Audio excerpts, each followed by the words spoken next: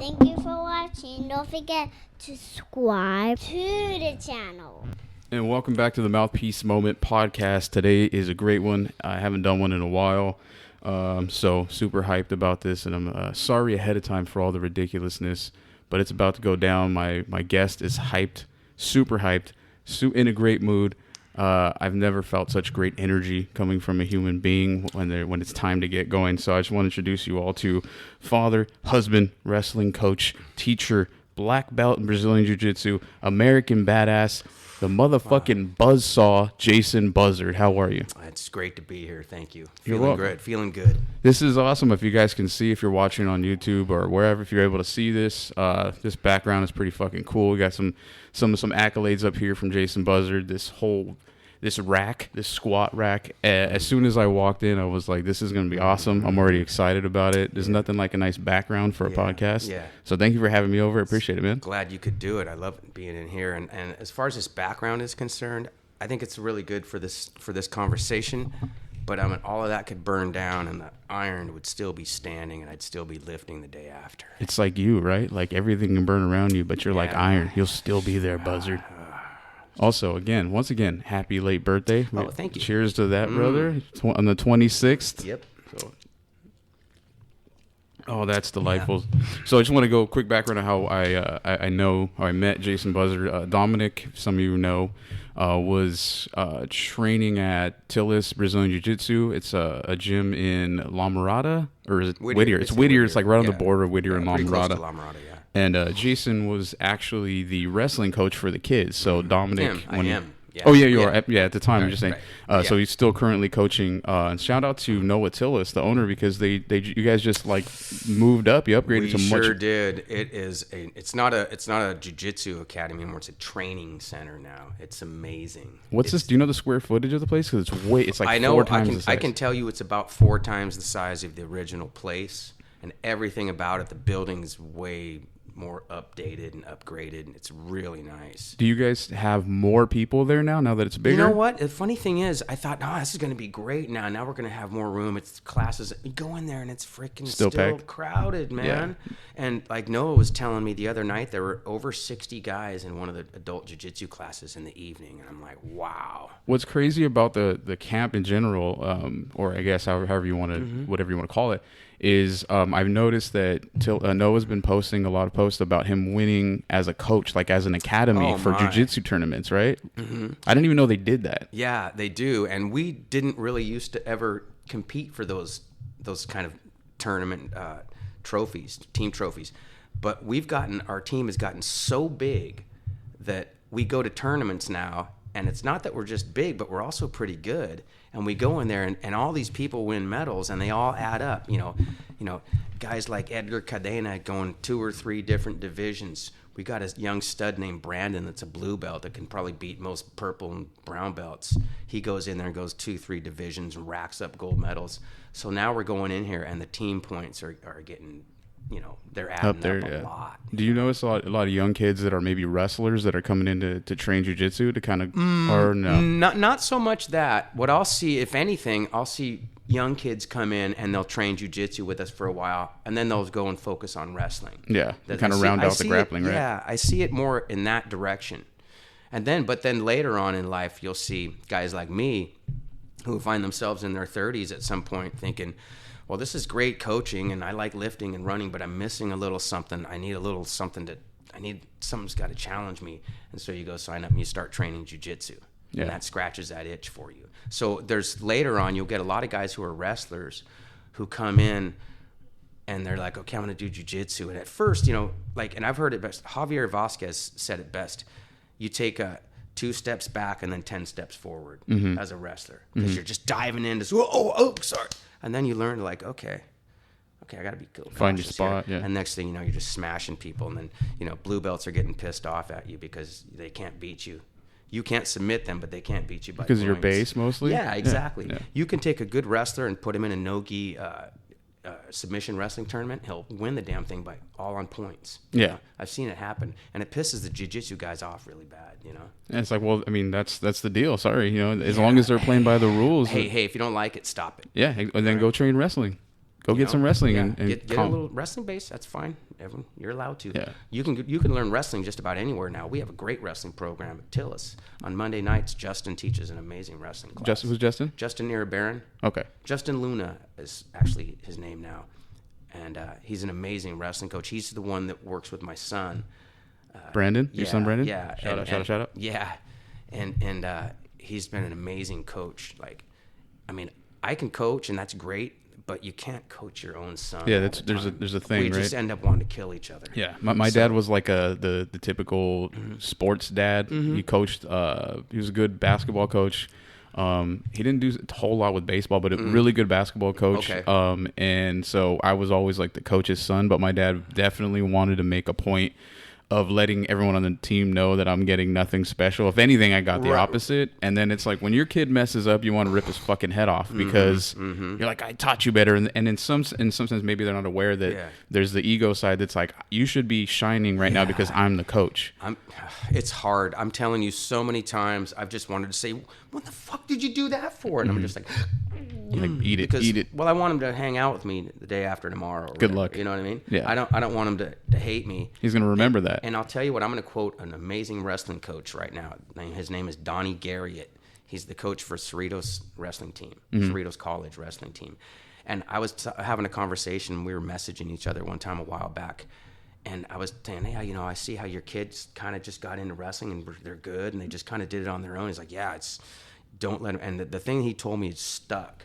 He said, I want them to invite me over for Christmas dinner when they're 30. And I'm like, that's it, man. Yeah. You know? That left an impression on your mind about how you see things too. Whereas I've seen in kids sports, and particularly wrestling and jiu-jitsu, I've seen how some of the dads are trying to make their kids do the stuff they couldn't do. And so they're like, they specialize them.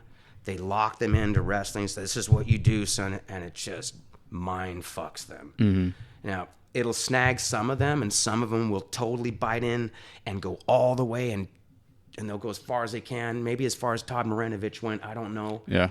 But there's going to be a freaking breaking point somewhere. Was that the USC? Yeah. Okay. Yeah. It's like an 80s story. Yeah. Great guy. You know, people, you know, he had addiction issues, but a really good guy, you know. That's one of those cautionary tales for the coach's son sort of scenario. Yeah, It's like you push too hard, they'll implode. And another thing is specialization. You're saying my kids, no, I'm just going to be the best wrestler ever. So they don't get to learn to play baseball or football, or maybe they want to play basketball, and you're not letting them because that's during wrestling season. Right. And then they don't develop these skills either. So. And then it's also something about listening to your kid and knowing what they want to do, and you force them to go do something that they don't want to do. I mean, you have a son that's really into, he's a runner, right? Tristan finally left the running game, and he's coming back to the grappling. Okay, because I remember, and I'm like, yeah, one of the first conversations you and I had was about that. You're like, I have two sons, and you're like, one of them is you'll see him around. The other one, he's not really into this. But that to me said a lot, because especially for being a coach's son, and having that pressure of I don't want to make my dad pissed off, and for you to be big enough to allow him to go do his own thing and can't make him hate me. Not grab him the back of the neck like that. That's a big deal, because now that kid knows, hey, even though my dad's into this, he's seeing me for who I am. Oh, absolutely. Yeah. But here's the thing: if you love something, let it free. And so, going back a couple years during COVID, the academy shut down, and the kids were training then, but they were starting to get kind of reluctant about training. They were getting a little bit like, I don't want to go. Right. And then COVID came, and they didn't have to do jack frickin' shit. And they were like, yeah. And I said, oh, yeah? 80 pull-ups a day, motherfuckers. And that's what they were doing during COVID. Monday through Friday, 80 pull-ups a day and 100 push-ups. I still remember you telling me, and I was like, I don't know if he's telling the truth or not. I don't know if this is a joke, but you said that, like, you're like, yeah, I put my kids through U.S. Navy training at home. And I figured it was a joke, like kind of an over. Yeah. It's sort of an exaggeration. Analogy. Oh, yeah, totally. Well, they love doing this. So we'll go out on the coldest fucking night of winter out to the pool out here. Yeah. Crank the jacuzzi up to 104, and we've got that. Yeah. And then we'll chill a little bit. Okay, let's go. It's time for the Navy SEAL training. Yeah. And the water's, maybe 52 degrees, and you get in there and you stay up to your neck and as long as you can. And Tristan, the youngest, my youngest, he's the one that lasts the longest. And just treading water? Like... No, you just stand. Oh, okay, you're standing. Like you're above water, and then you squat down to your neck level and just stay there. Yeah. because I've read about how they do that. And at the last night of their, I think it's one of the last nights of their Navy SEAL training, they go down to these in Carlsbad, there's where this river empties out into the ocean, and they got these bogs, and they have to get down and stay in it the whole fucking night. Oh, really? Just freezing balls in the winter. Gotta make and there's a bell, and if one guy gets up and rings it, everybody gets to leave. But nobody rings it, and they don't even let motherfuckers get out. They're like, I'm going. I'm fucking. No, you get your ass drag back them in back down. Yeah. Yeah. Good So stuff. when did you start wrestling? Because that's that's an interesting question. You talk about letting someone go and then come back. I was playing out on the street when I was 10, and this dude came out, older guy. Little did I know he was a fucking legend. His name was Frank Horpel, a Greco-Roman fucking legend, and he had wrestled at Penn State. Mm-hmm. His son was the wrestling coach at Stanford Wrestling for many years. But I was just playing out on the street, and he came out and says, "Hey, kid, you interested in wrestling?" And I was like, "No, I'm too small," because I was a fucking runt when I was growing up. I was the smallest kid in every class every year until I graduated from high school, pretty much. But I was like, he's like, "Yeah, there's weight classes." And I was like, okay. So he took me under his wing and started taking me to practice, and I started learning, and he took me, and I did a full season. I placed 4th in Kagwa State Championship that year in California. Yeah. And the next year I just pussed out and bailed. and I don't know what it was. I remember going to these practices and thinking, I don't want to fucking wrestle these. I was just kind of a pussy. Yeah. You know, and I was like having fun surfing and doing fun stuff by this time, you know. I grew up in Newport Beach. Yeah, so I was close to the ocean. So I was just like, I don't do that shit. It's got to be hard to be motivated to get into wrestling when you live that close to the beach, right? I used to. Well, it's not even that. I was so fucking nervous when I would wrestle, dude. The first tournament I went to, I thought this is going to be great, and we rolled up to El Dorado High School in freaking 1981 or something, and I was like, oh, fuck, these guys are want to kill me, and I was so nervous. Yeah. And every match, I would cry and stuff. I fucking hated it, you know? And then that like heavy performer's anxiety of like, it was so bad. It was so hard for me, you know? Maybe I'm soft. I don't know. And then so I blew it off, and I just, you know, I failed my guy. Frank Horpel was so amazing, and he spent so much time with me that year. He had this dog they taught to hunt, and we'd go hunt these decoy ducks. And I mean, this guy was amazing. Just a man's man. He was so awesome. He was such a solid gentleman.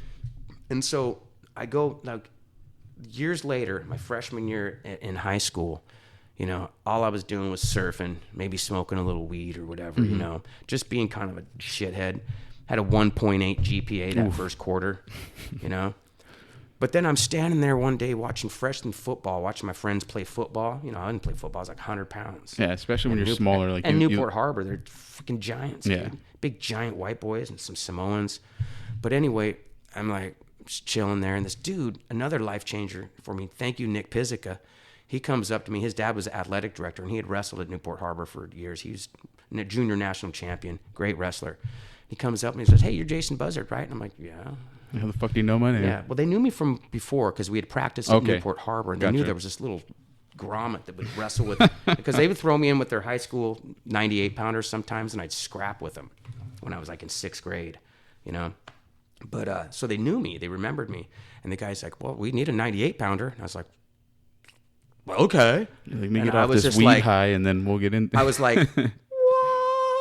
Yeah. And that was it. My fucking life changed that day. I got balls fucking deep back into wrestling, and it's all I fucking wanted to do. Yeah. You know? What year was that around? My freshman year, like, so that would have been like 19. Hold on a second. Can I get up for a second? Yeah, Let me grab something to show you. Oh, whoa, we got something to show. We got visuals. Yeah, by the way, Jason has just showed me like all of his walls here, and we'll get into it in a little bit, but he coached wrestling at my high school while I was in high school, so we know a lot of the same wild animals. There we go. What do we got here? Take a look at this. All right. Oh, wow, that's crazy. Those are some daisies. What is this? That my freshman one there, isn't it? All right, let me see. What year? 83, 84? 81. Is that your freshman one? No, this is middle school right here. Oh, never mind. Newport. All right. Okay, yeah. I got it. So he's got a little visual here of it's like your student card, your student ID from 1984, 85. A young Jason Buzzard. We got to take a picture of that later, but that's wild, man. That's some hair. Okay, yeah. There you go.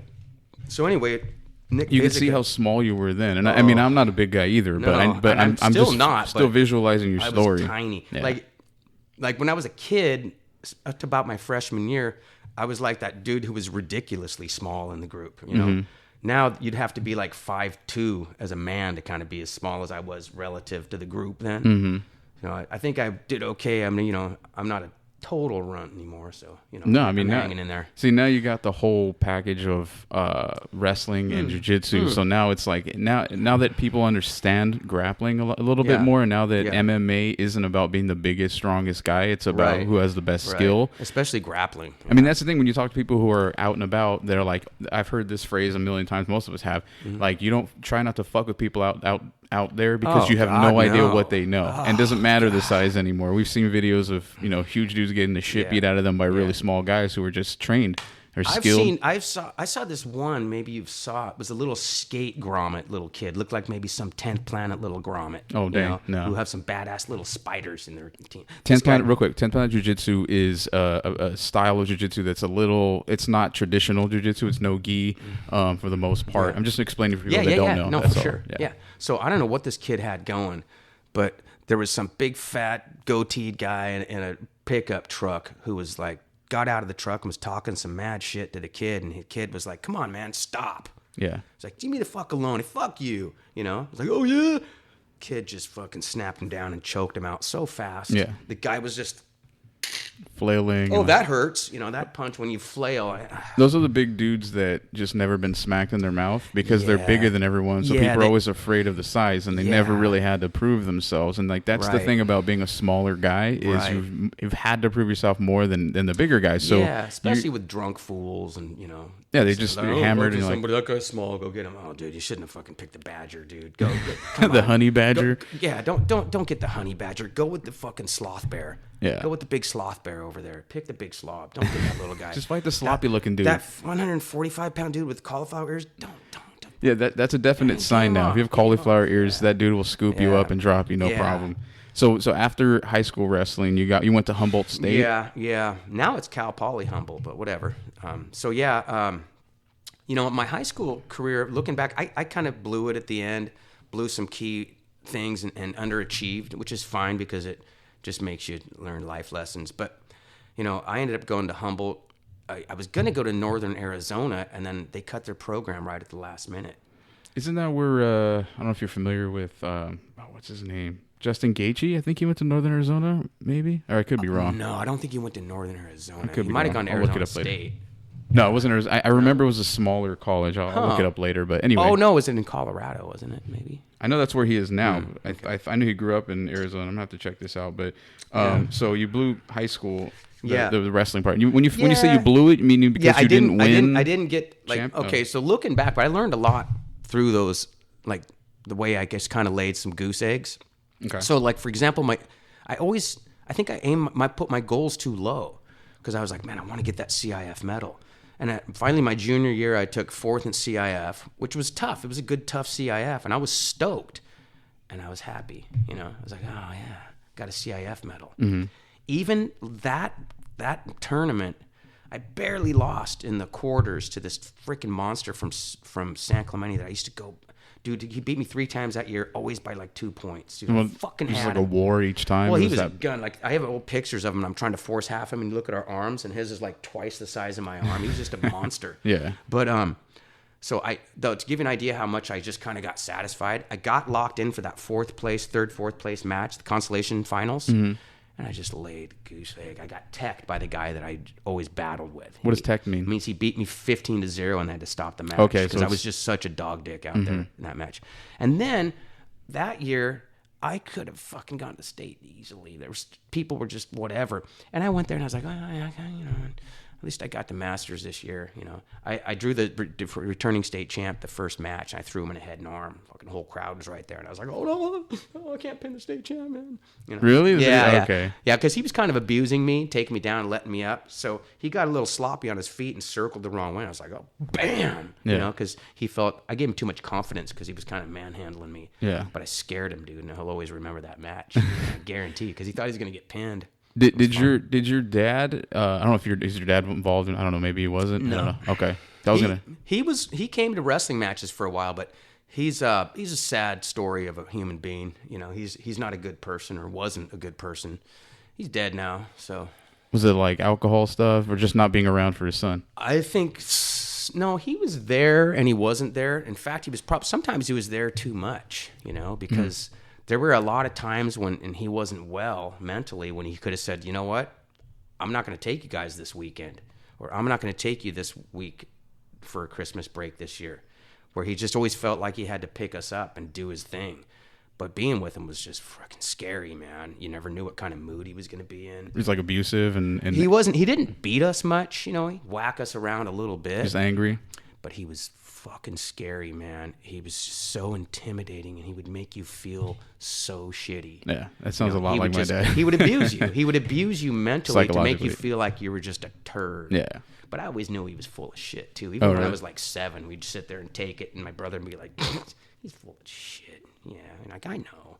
We'll be home day after tomorrow. Don't worry. It's cool. Okay, so your You parents know? were divorced then? Oh, yeah. Okay, Yeah. Do you So- remember, how old were you when they divorced? I was like 3 when she finally got rid of him. Yeah. Did she like get with anybody else after? Did you have You know, like a she stepdad had- situation? I or- did because and that's another guy that was big in my life. His name was Frank Ivins, and he was kind of like my stepdad. He and my mom were together for well over 10 years, and we'd live together for a while. Mm-hmm. We lived together twice, and it would never quite work out. Mm-hmm. It would always get screwed up somehow. But man, when we lived with him, he was rolling. You know, he had made a lot of money. Okay. So for a while, I don't know how I pulled up, but I lived right at the very end of the Balboa Peninsula at the Wedge, 1 block from the sand. Oh man. And I went to school on the beach. Living the dream. Todd Marinovich was in that school at that time too. But Did you ever come across him? well, I just remember about him being in that school. So we'd play tackle football on the sand at recess, right? And anytime you saw a pile of bodies moving and a little red head sticking out of the top, you knew it was Todd running with the ball. The guy would just carry a mob of kids with him. Yeah, he's the beast, absolute beast. Oh, yeah, he always was, So from what I know. okay, so after all that happens, you finish high school. Yeah. And then, so were you recruited by Humboldt State? Yeah, the Okay. coach called me, you know, but it was a non-scholarship school, and I'd kind of blown my chances of really getting something good, you know. Oh, you know what I was saying though is back to my junior year, I could have easily gotten to state that year, but I got satisfied and was like, oh, okay, and I just kind of. And the funny thing was, like, there was a guy that ended up in 5th place that year, and he went to state, and I saw him like 3 weeks later at a freestyle tournament and just abused him, you know. But you know, then again, it's all about stepping up at the right times too. Right. And sometimes you have to battle against your mind and against your psyche to get to that place. You know, it's hard not to get burned out. Absolutely. I feel like when I was at that age, I mean, I never got to the level you did, but when I just playing sports and even school, like I was, my parents were very driven on making sure I got as close to straight A's as possible. And I was always like the captain of the sports teams. And there was a lot of expectations put on me that was normal at the time. Like that's what you wanted. You wanted that. So I'm not blaming them for anything, but I definitely got burnt out. I definitely, the last few years, I was saying a lot of shit in class that I never would have said. Like I was very Like a smartass? Yeah, I was being a fucking asshole. Being a little dickhead. Yeah, and it was because I was just over it. I didn't want to be in the AP classes, but I could handle it. I rarely studied. I still got like B's and stuff, and it was easy for me, but at the same time, it was very hard for me to care, to give a shit about what was going on.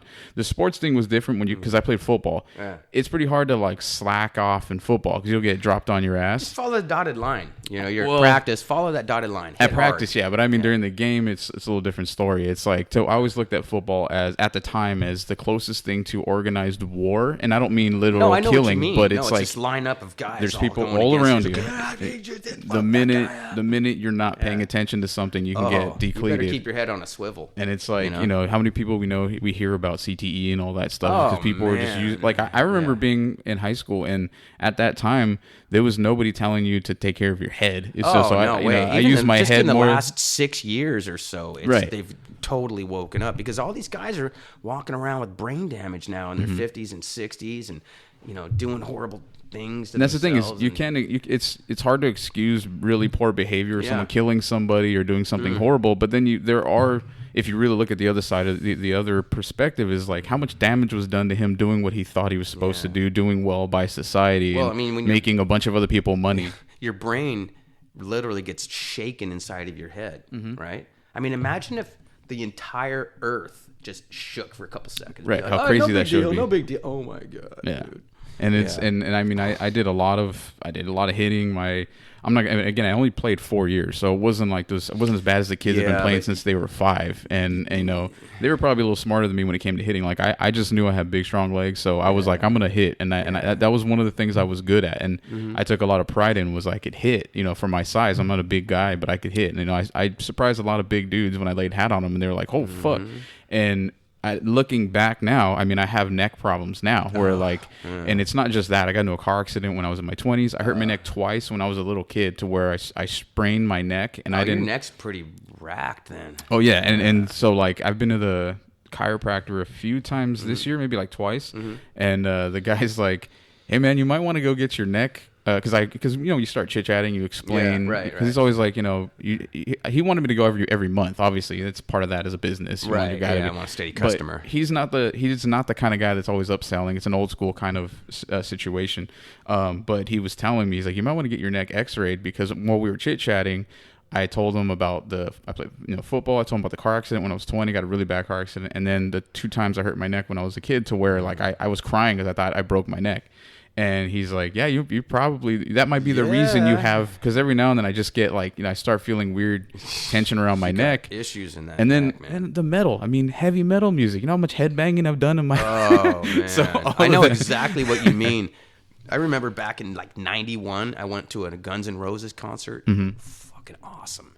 And I banged it. I had the whole night. And I remember I got up in the morning like, oh my God, what happened? Yeah. What did I do? It feels like a wrestling tournament. I was like, oh yeah, it's from all that freaking head. All that stupid shit I was doing. I loved it though. God, it was such a good concert. So you go to Humboldt and you were on the wrestling team? Yeah. Okay. Yeah. You at what weight class at that point? You know, believe it or not, I wrestled I started out as a 134 pounder. That was pretty much where I was. And then my sophomore year, I couldn't beat out the guy who was a senior at 134. He'd been there all 4 years, Mike Puzz, my old buddy.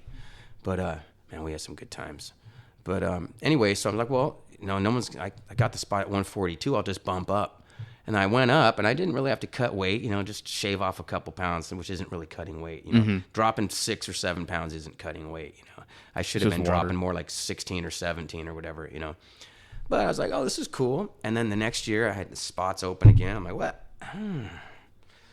And I just lifted weights so hard and just got bigger, as big as I could. I was still an undersized 142 pounder, but it just was fun. Solid now. You feel good about yourself because you're looking good. Well, I'm a lot smaller than I used to be. I used to have, because I had to lift so hard. I mean, dude, the things you can do when you're a kid. One summer I lived in Eureka, or up there in Arcata, and I worked at a lumber mill in Eureka doing what's called pulling green chain.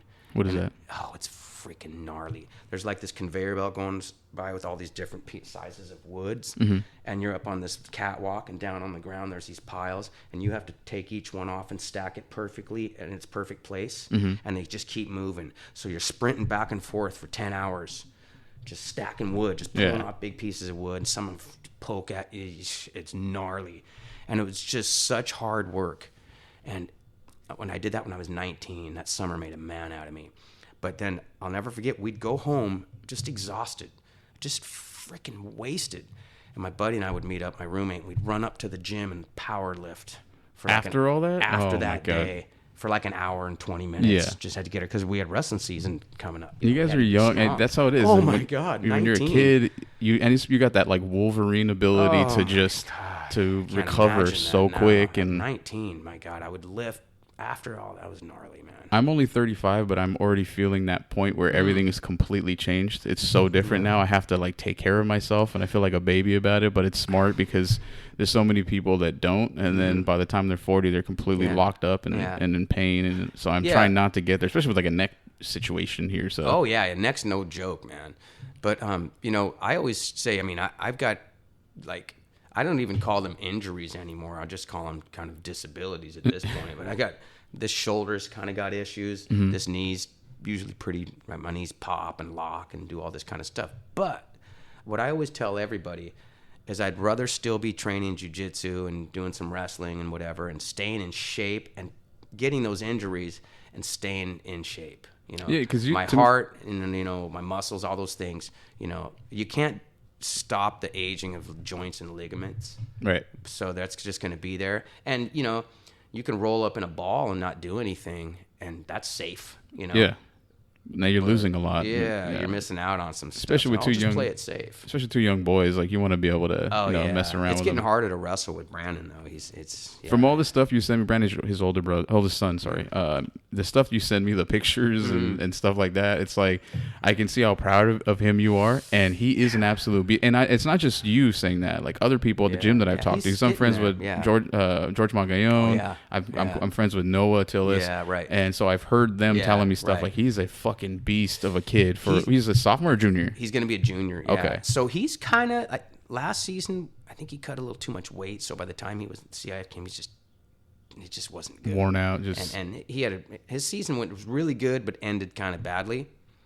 And so this next year, he's just going to watch it and make sure he doesn't try to cut too much weight. And he just grew a lot during the season. It was like his growth spurt year. So what did he weigh? What weight class is 128. Okay. Yeah, and then I swear to God, like your body does.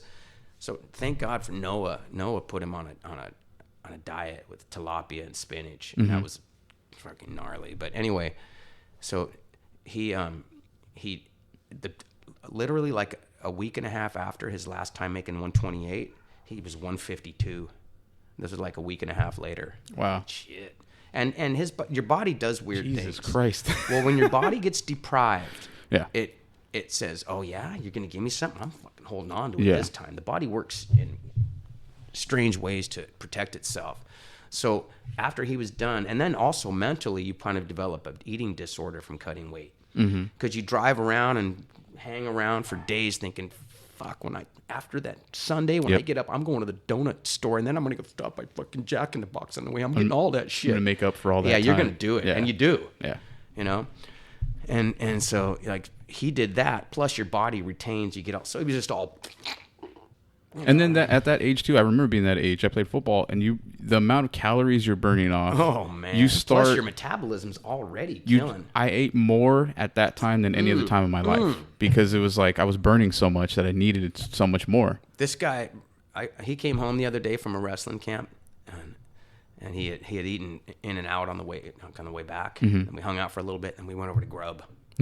He's still hungry. Fucking lunch again. And that's just something you have to know. Is like when they're in that teens, if they are athletes, you're gonna have to you have to double or triple what they normally ate the year before. It's better too if you're semi-conscious about what you're throwing at them too. You know, you can give them some crap. They love crap. Everybody loves to eat crap.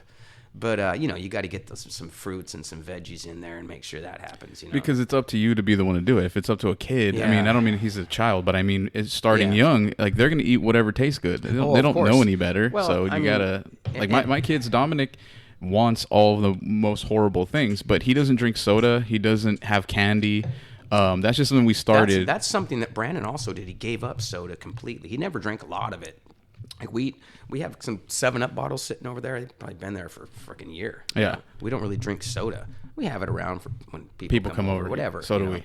And like when I was a kid, I ate candy. I ate chips. I had sodas, and I was a fat kid. And when I got into high school, that's when I made the choice to stop. So I looked into nutrition. You don't want to be the chubby kid, man. It's not fun. Especially in high school. When you want to get girls. Girls start noticing be good at sports. You're on the football team. Oh my and God. Like, you don't want to be the chubby guy, dragging the team back. But there are a lot of kids that never went through that process. They never decided on their own. They just dropped weight because they were playing sports, and then they leave high school and the athletic stuff ends. And I've seen a bunch of my friends when we were in our early 20s blow the fuck up. They gained 60 pounds, and I'm like, what happened? And they're like, I'm just chilling, dog. And I'm like, you're okay with that? Like, you're still 22, 21. I'm like, what are you doing? So I mean, too early to be. It's always never time to be overweight. It was never instilled in me. I just decided, like, fuck, I'm done with this. And so, like, there are times where I gain weight, and there are times where I'm like, right now I'm probably about 20, 25 pounds overweight, but I'm making decisions to cut that down. I'm actually getting like, after I messed up my neck bad like 2 or 3 months ago, I couldn't really do anything. Like, I had to be taking care of it. So I gained some weight. I'm back down, but for the most part, like, Dominic is he's wiry. He's real skinny, but he's a kid too. He's like, he knows what he should be eating, what he shouldn't be eating. Right. And I'm not going to say he reaches for fruit all the time. We literally have to have a fruit rule where he'll say, "Dad, can I have ice cream today?" And then I'll just be quiet, and he goes, and then he'll tell me what fruits he had on the day, because we have a 3 fruit rule at minimum. 3 serving communication. Yeah, I just let him go. Come on, man. Before you ask that question, and then he goes, "All right, I had a banana for breakfast. And he'll tell me what he had. Okay. And if it's not at least 3, then it's always no. And I'm not saying he can have, ice cream every day, but during the summer, you got to let your kids have a little bit of this and that. So that's what it is for us. My daughter had the benefit, because Dominic, most people that know already know Dominic. Like, I'm not his father. I mean, I came around when he was 4, and I became his dad like right away. But my daughter, I didn't know that. Oh, you didn't know that? Yeah. So Dominic's not my my biological son, but I took over when he was 4. He's 11 now. He's about to be 12. So his father. Does he know his biological? Yeah, father? he knows him. He just doesn't like him for good reason. The guy's just not around, and I think say no more. Trust me. The only reason he wants to be around that guy is because he has a brother and sister that are still with the dad. They're with another mom. Like, the guy had 2 other kids with this other lady. I don't know who they are. I'm not going to say anything about them. But so like, he's still the only reason he is ever around him. And I think Dominic's seen him once in the last 4 years. But I think, and this is good for me and good for all of us, I think the guy just kind of figured, all right, well, he's got a dad. I lost out on that one. And I think he feels ashamed coming around. He should, to be honest. So, that's how my dad finally disappeared. He just noticed there was someone else. He knew that we were on to his bullshit, and he was like, "Well, I can't fool them anymore." Did he have other kids? Yeah, I have a brother and a sister, and ironically enough, at points in their lives, they had both told him to get lost and never come back in our adult lives. And I was the one still playing neutral and trying to be like, okay, be cool. Whatever. Not trying to convince them to have him back, because I understood. Right. He earned his one-way ticket out with them. But then little by little later on, he started to realize that he was full of shit. And talking to me wasn't really working for him anymore. He knew I was just like, You knew everything. You were too smart at that point. I just wasn't playing the game anymore. I had Brandon at that point. Okay. And I finally had a child. Yeah, when you're and a dad, I was like, I don't need that freaking toxicity around my son. Exactly. I don't need him around. This sounds really bad, but I used to get really shit talky about my dad, like in the early. Yeah, me too. I try to tone it back a little now, because it makes people me don't feel like bad to hear it. They hate it, and it's worse. It's more toxic for us than it is. But those guys were some pricks, though. There are a lot of people that would listen to the early shows, and they would send me texts or messages, and what it was to me was them projecting their inability to see their parents in any other light other than this great, wonderful person. You got to forgive him, and you got to be nice because he's still your dad. I'm like, no, I don't. And why do I have to? And this was 2016. When I was angry and wild, and I was I was just letting it all out. There's some episodes, maybe 1 through 20, 1 through 30, that are venomous hatred coming out of me, where I said horrible shit about my dad. And my dad was never. My parents were always together. Very toxic environment. They'll disagree with that, of course, understandable. You don't want to say you were a shithead. Yeah. But they were trying their best. They were young parents. They had 3 kids. They made some poor decisions as far as how they raised us. But again, it was them doing their best. The thing with me, I was the oldest one. A lot of pressure put on me. My dad had a lot of expectations on me that he never had for himself. That's what I understood when I was really young. I was going to mention earlier, you got to lead by example. Yeah. Like going back to sports, yeah. Don't think you're going to create the next Dan Gable when you never got past the JV freaking lineup. Right. Yeah, my dad always said that he was like, I would have been the best quarterback in the Uncle Rico. But he never actually played. Of course. He never even showed up. And Neither did Uncle Rico. Oh really? I don't even know the whole movie. I don't. He should have put him in the fourth quarter. Would have won state. My dad said this stuff, and I've had other people tell me that my dad told them, just by the way, and this is a joke, I guess, but it was very indicative to me of what I saw my entire life. My dad would say stuff like, by the way, out of nowhere, hey, by the way, I just want to let you know I'm the best athlete you'll ever meet, and walk away.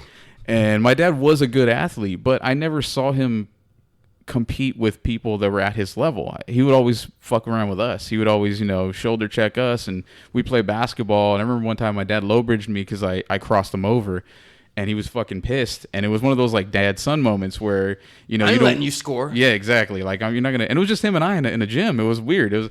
But it was very indicative of our relationship. I think my dad saw something in me that scared the shit out of him, and made him feel like less of a man. So I was never allowed to have confidence in my own house. That's what I think ruined. Yeah, isn't that the one? I think that's what ruined a lot. Don't get too confident. No, because that makes him feel bad about himself. Oh yeah, no, he's got to and he's got to keep you guys down. Right. And that was always what I hated about it. And I was the oldest, so I had to protect my brothers. He was a lot easier on my brothers because he didn't have the same high expectations. Yeah. But looking back, it's like there are positives and negatives to that. Mostly, no doubt. The positive side was I had to deal with that a lot, and dealing with that shit makes you a stronger person and makes you a tougher guy psychologically, mentally, and physically, to be honest. And like I was never a tough guy. I didn't get in a lot of fights. And there's nothing. He never taught me how to fight, which I thought is horrible. Like I taught Dom how to fight right away because Dom's a skinny guy. Not everybody knows how to fight though.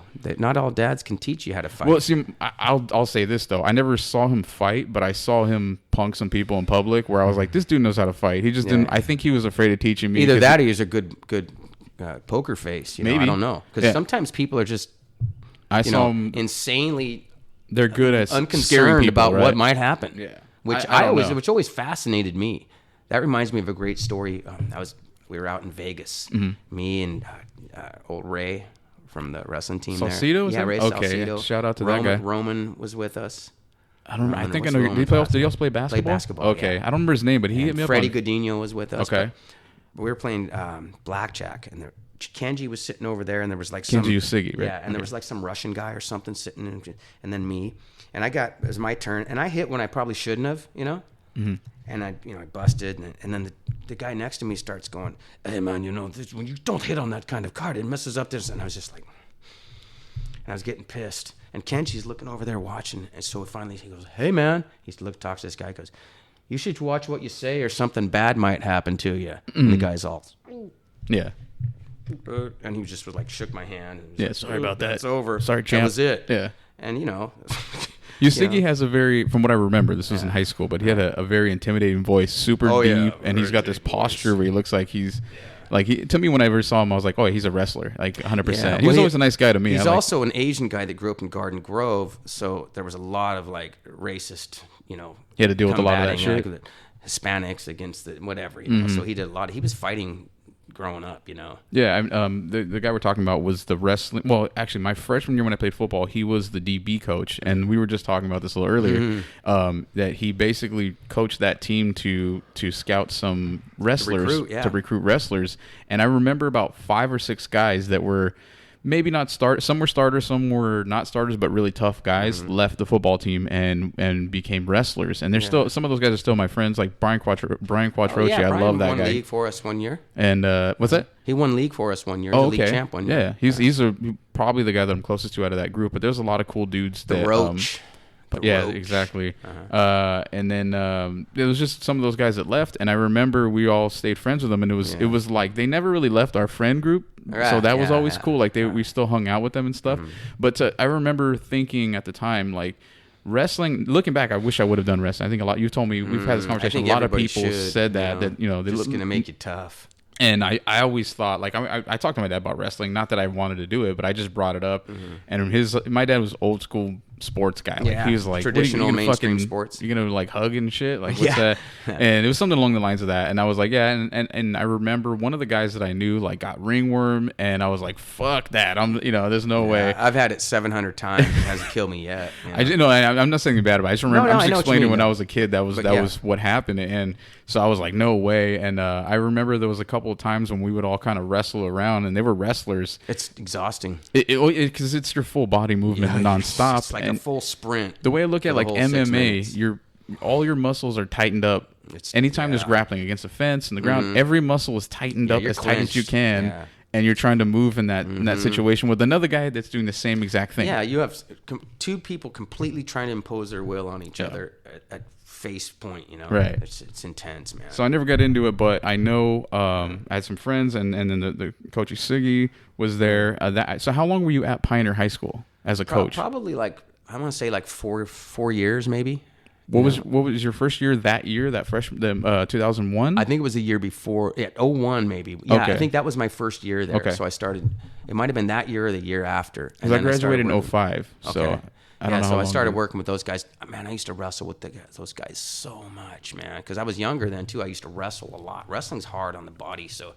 At my age now, I don't wrestle as much as I used to, just jiu-jitsu. Like, if I wrestle a bunch, then I can't do jiu-jitsu. Right. You know, it's like I can't do it all anymore. I remember those guys about maybe my junior year, because again they were still our friends. When they would tell us about what you guys did for practice, because again I had no idea what wrestling was other than you try to pin a guy. And when they explained to us what they do, we were like, "Holy fuck!" And I remember then thinking, "I'm glad I didn't wrestle," because I was like, "That's too much, man." It's wrestling's a pain. I was almost hoping like Brandon, went away from it forever. Like I said, love something, let him free. Yeah.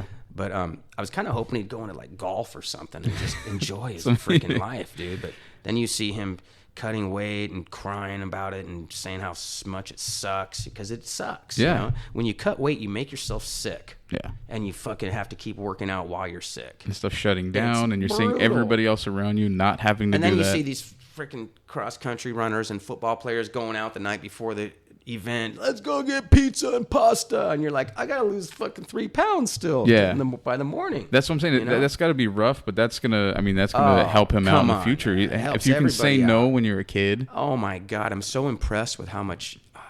Does he enjoy? I did the same shit, when I was in high school. But I'm just impressed as hell that he's doing it too, man. Because it's different now. You know what I mean? Like they made it harder. Well, I'm saying it's a lot easier to not do it now. There's so many other things you can do. There's so much distraction around that. Yeah, you can go do anything else. Being a wrestler is kind of like intentionally choosing the less glamorous sport, let's say, in a school. Because, you're not going to pack the gym full of people like you might for a basketball game or something.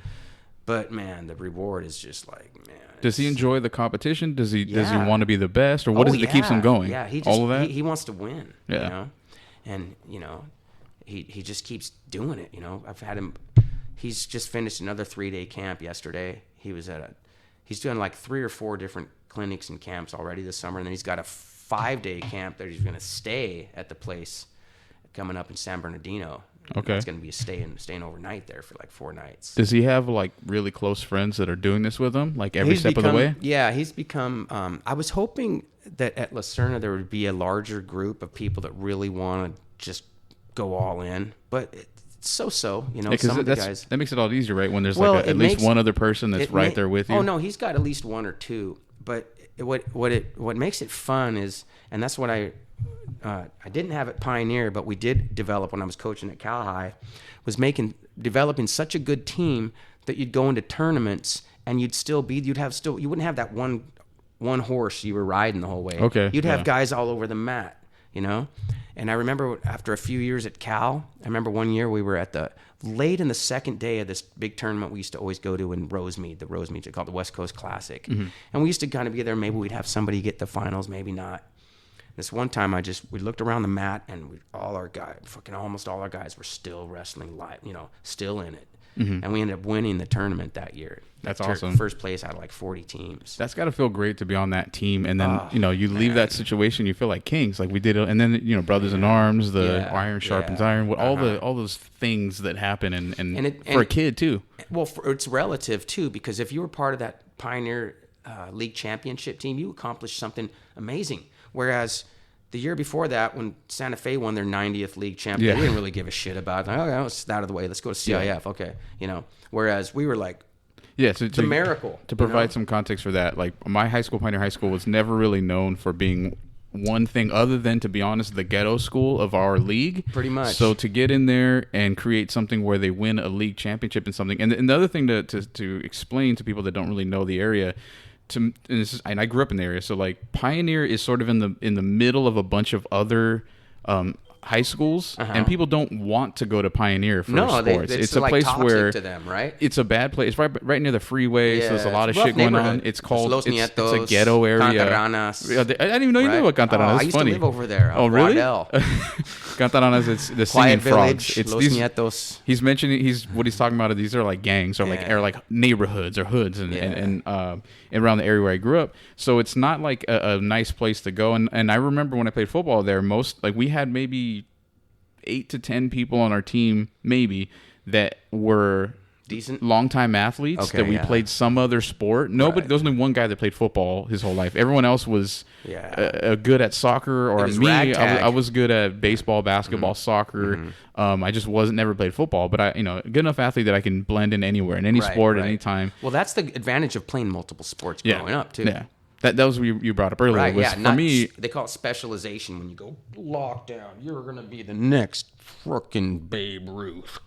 And if you don't, then your whole life is worthless in your own mind. Exactly. It's the same concept of when teachers tell you got to go to college or you're going to be a loser. Yeah. It's like, you get to your senior, you're like, I'm not going to fucking college. Oh my God, I'm a loser. No, you're not. Yep. Now I get into drugs and burn out. Well, go to fucking trade school, man. There's plenty. There's and plenty we're of learning jobs. that now is that whole idea of what the American dream used to be isn't real. It was something that was shoved down your throat and you believed it. Yeah. Because whatever, you listen to whatever was on TV at the time and whatever the celebrities were telling you and you ate it up, and that was life. And now we're learning you don't need any, you graduate from high school and still be a millionaire in a year and having no other training. I think we're rising up a little bit, and even being a teacher, I'm the first one that always says, like, don't tell these kids that they have to go to college. It's not the end all. Mm-hmm.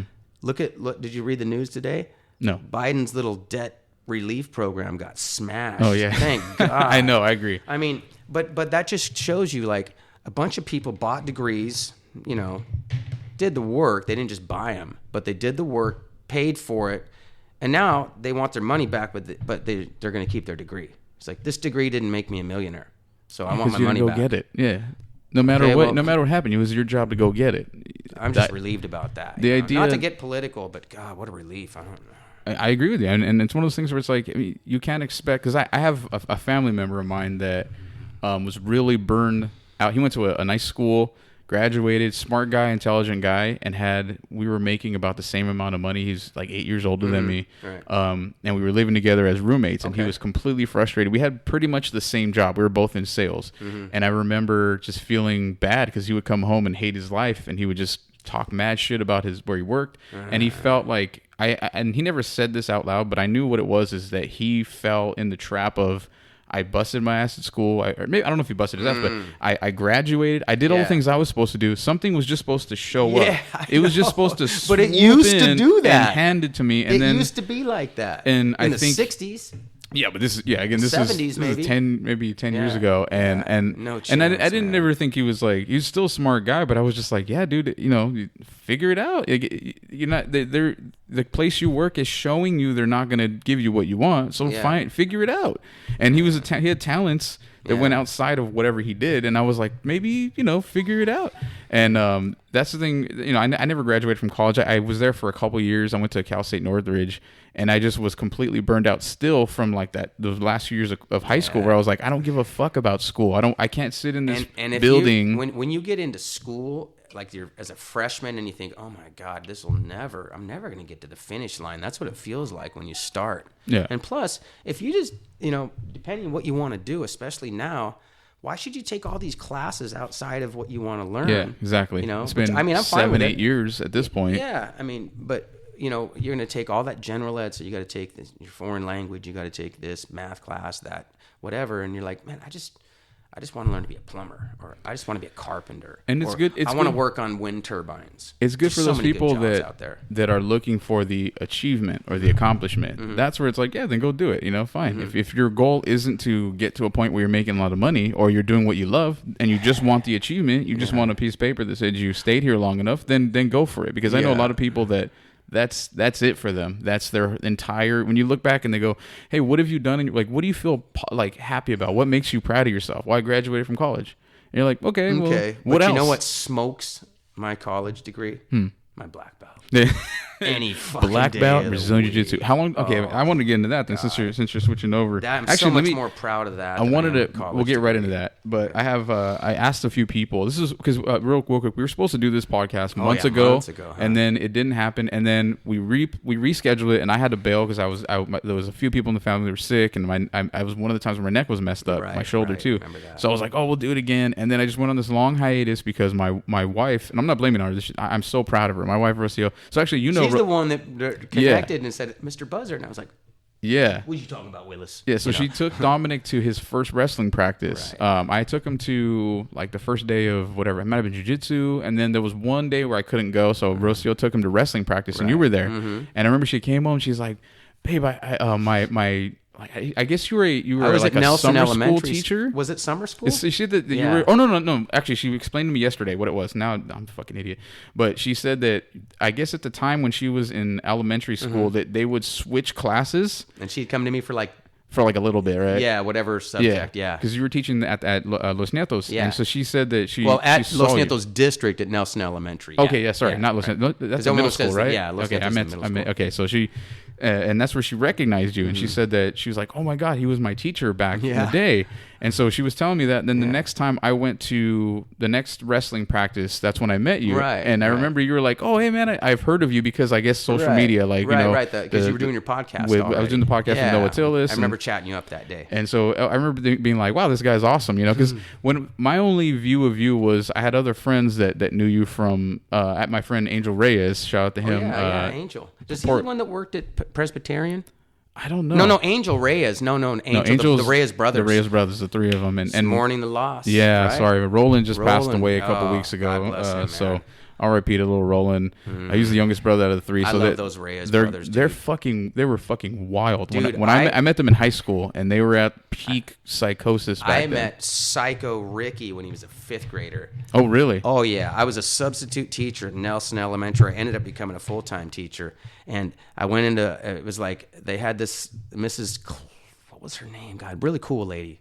Anyway, she was taking 2 weeks off, and I was going to be the sub for 2 weeks. And when I walked into that room, Ricky Reyes was in complete fucking isolation into the corner. He was just like taken out of the mainstream, at the time when population, man. Angry kid. Poor kid. Man. He's the oldest out of the three. I fell in love with that kid within the first 2 days of that 2 weeks. And that was my favorite kid in that whole class. There were some bitchin' kids in that class from what I remember. And Carmona. And Angel taught me too. I mean, it taught me. When I just read the word taught and said taught, because I was asking people about you when we first were supposed to do this podcast, like, because I like to do a little research, obviously, and find out stuff so that it comes off, naturally. Yeah. And I asked a few people, and I know he posted stuff where he was hanging out with you for a little bit, maybe a few years ago, or who was this? I don't know if Angel. Oh, Angel. He came by. He came by a while back, and we kicked at the pool, had a bunch of beers. Yeah, he was. In fact, we got to do that again. Angel, let's go, bro. Come on out. Let's go. See you in a couple hours. And so he was one of the guys I reached out to, and I was like, "Hey, is there anything I should know about Jason that kind of helped me out?" And he said that that you taught summer school at Los Nietos. I know what you're going to tell me. It was funny the way he said it. He's like, he taught summer school at Los Nietos Middle School with all us knuckleheads. He was a role model and a father figure to a lot of people over the years. And the way he was explaining it when he further, went into it was just that, because he grew up with, he had parents, but they were rarely around. They were like in and out of jail. His dad was like not even hardly there. I didn't know. I know his uncle was the man. Who's his uncle? Do you remember his name? I don't remember his name, but he was on the scene a lot. Because I remember the old principal, Mr. Seckers, talked about him and had a lot of respect for him. Said he was a good guy. I never heard him talk about his uncle. I met his aunts. He has two aunts that he was living with when I was hanging out with them. But the way I met them was I met Ricky when I was like in 8th grade because my dad had me go to practice with the varsity team. I didn't even play football before. He was fucking good. And I got he was a beast back then. He was a great athlete. He he must have been a sophomore at that point, going into his junior year. And his junior year is when he blew the fuck up. Yeah. And senior year, he was in like LA Times because he was like one of the best quarterbacks in the area. He was at the time he was the triple threat quarterback. Yeah, he could throw, he could run, right. He could block, he could hit, and people were scared of him on the and he wasn't a huge guy, probably 5'9", 5'10". That was a pretty lean body, man. He was one of those guys that went hard as fuck every single play, and he would scream and yell at his own teammates sometimes. Yeah, I remember he was intense, man. He's intensity in 10 cities. He's live at the Budokan. I'm just kidding. Yeah, right. But so I remember being really, really afraid of him when I first met him because he just was intense. He was very intimidating. And then he's the kind of guy where he made sure that if he walked in a room, and he didn't know you, he let you know that he'll fuck you up in any second. Like that happened multiple times in rooms I was in where he'd walk up to people and he'd be like, "Hey, I just want to let you know I'll beat the shit out of you, so don't fuck with me." And he's mellowed out. The dude would be like, "Okay, I'm talking about high school. This is 20 years ago." He had a chip on his shoulder. And why wouldn't he? When you look at how he grew up. All three of those little monsters, man. All those Reyes brothers growing up, not really having a male influence around. No. And then like the crazy thing was, Angel was a year older than me, but I guess he was held back at one point, so he was in my grade. And so when I met Angel, I met him as Ricky's little brother. Like he got put in that little box of like, oh, you're you're Ricky's little brother. That's a tough shoe. So there was that's fucked up, especially because he was nothing like Ricky in their idea of how they talk to people and how they. Right. Angel wasn't the kind of guy that just went and yelled at you. Angel wanted to be your best friend. Angel was they're completely different. Huge heart. He wanted to be loved by everyone. He was super funny. He's just a nice guy, sweetheart, but. When he was upset, he will fucking kill anyone. Like he had that same switch that Ricky had, but Ricky would walk around and let you know. Angel just wanted to be your friend, but at the same time, he had so much pressure on him because everyone was like, "Oh, you're lucky, you're Ricky's little brother," and you're like, "How could you be lucky?" Because Ricky would talk shit to him. And I remember when I met him, I wasn't the toughest guy in the world, and so I saw the. Oh man, poor kid. Like I looked at it that way, like, man, poor Angel. And he was bigger than me, taller than me, and I knew he could fight. So I just kind of tried to be nice to him, be like, hey man, like, don't worry, I'm not like these guys. I'm not gonna talk shit to you because you're Ricky's little brother. And so him and I friends. We became really close friends in high school. It was funny. There was a moment our junior year, because he played junior and senior year. I don't know if he played sophomore year, maybe not. I know he was more of a basketball player, but he liked playing football. He was one of the crazy dudes that was screaming, like he was loud on the field and just an intense dude, but he just wasn't the same type of football player that Ricky was. Yeah. Sorry. It's gotta suck that he was in that situation. But I remember we were there was a game it was our junior year going into our senior year, and you play this game against the seniors. Okay. Where it's notepads, you're wearing flags, but it's very physical, and the seniors are supposed to fuck with you. Didn't mean to knock you over. They're supposed to kind of fuck with you because the idea is, let's see how you do in this situation. Right. A lot of the guys didn't understand the psychological experiment. I always did. I always consider myself a smart guy. No, it's a good experiment, actually. I was like, how you let's guys see how you're going to react. Everybody outranks you. Right. When everybody's a little older. They're supposed to fuck with you. They're supposed to push you. Now, my junior year, my sophomore year. I had practice with varsity, so I got my stripes my sophomore year because I was getting laid out. But then I started laying hat, and when they said that we need someone to play whatever, I jumped in there and I got my ass kicked young. So basically, by the time I was a junior, there was no one trying to pick on me. They were like, hey, he could hang. You have to establish yourself.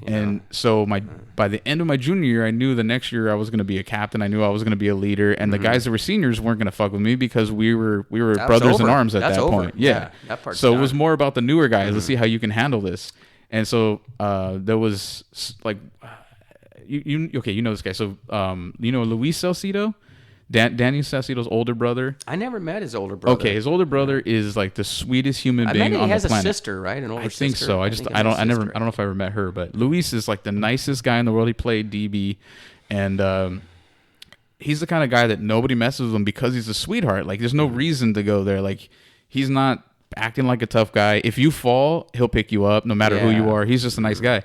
And there was some chippiness going on as that game is supposed to have. And Angel was just really pissed because the one thing about Angel is if he knows you and he likes you, he's going to murder everyone around you. He's very loyal. Incredibly loyal. Yeah, incredibly so. And so he was getting pissed off at some of the chippiness that was going on. He didn't understand this was supposed to happen. So I don't know why, but he picked Luis Salcido to crack, and he cracked him in his back, and it almost started a fight. Like everyone kind of was pushing him away. I got in the middle. I remember I walked him to the sideline, and I was like, not chewing him out, but I'm like, what the fuck are you doing, man? Like you picked the nicest guy in the field. Yeah. And he, at the time, we were young. We were 16 years old, 15 years old. He looked at me like, how could you choose them over us? And I was like, no. He sees black and white. He doesn't see that gray area. He got mad, and we had just really started hanging out, so I wasn't like his homie yet. I was his friend. But he snapped. He started yelling stuff, and he was saying, like, what the fuck? Like, come see me afterwards. And I was like, oh shit, I'm about to get destroyed. Yeah. But we all sit down. Impulse control was over at that point, right? We all sit down after the game. We were on the knee, and our coach comes over to us, and he's just like, so some of you failed at what we were supposed to do here. He's like, and he was 100% talking about Angel, and he was just like, this whole thing was to see how you acted under pressure and to see if you can, uphold yourself well and be a man. And some of you are acting like children out here, like it's just something along the lines of that. And I look over at Angel, and Angel had this dejected look because he's like, fuck, and again, when you're not taught any of that, how could you have any of that? How can you have the impulse control? How could you have the wherewithal? How could you be so aware? As an elementary school teacher, I can tell you impulse control is a freaking lost art, man. And then with him, with those kids, it's scary because they'll hit anyone. They were 15. They'll hit adults. Big boys. And so they were always big boys. After that, he chilled out, and then we became way close after that. And he's I know he's much more calm now. Oh yeah, he's just raising a family and working hard. He's a dad. He's a husband. He's killing it, man. So I've always had love for him. And that's another example. If you don't have to freaking go to college to be successful, you have to have some balls, and you got to be ready to do some shitty jobs for a few years. I think you also have to look at what is real successful for you. Because for him, success, right? For him, he didn't grow up in an environment with a mom and a dad and the family environment.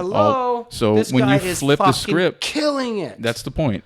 It's like we're always taught that success was how much money you make and what your title is. That's what it is. But success is relative, man. And that's the hope, is that younger people understand that you don't have to follow the patterns of celebrities. You don't have to follow the patterns of the people you see on Instagram, the models, or whatever the fuck. That's not success. That's them making money. Who knows how fucking miserable they are with all their money? Who knows how much they hate themselves? Paycheck to paycheck too. A lot of those people. Because their expenses are so high. Boom. And then what happens when the looks fade away, when the crowd fades away? What do you have left? And I hope you save some money. I hope you put it in, invested it or something. But something with it. But with him, I look at it like the real success is creating the family environment when you never had the family environment. God. Are It's you flipping kidding me? it. It's changing the bloodline. Are you kidding me? Flip the script, right? And that's what he has. He has Break 3 the kids. cycle. He's got 3 kids. He's got Me the too, wife. Man. So me too.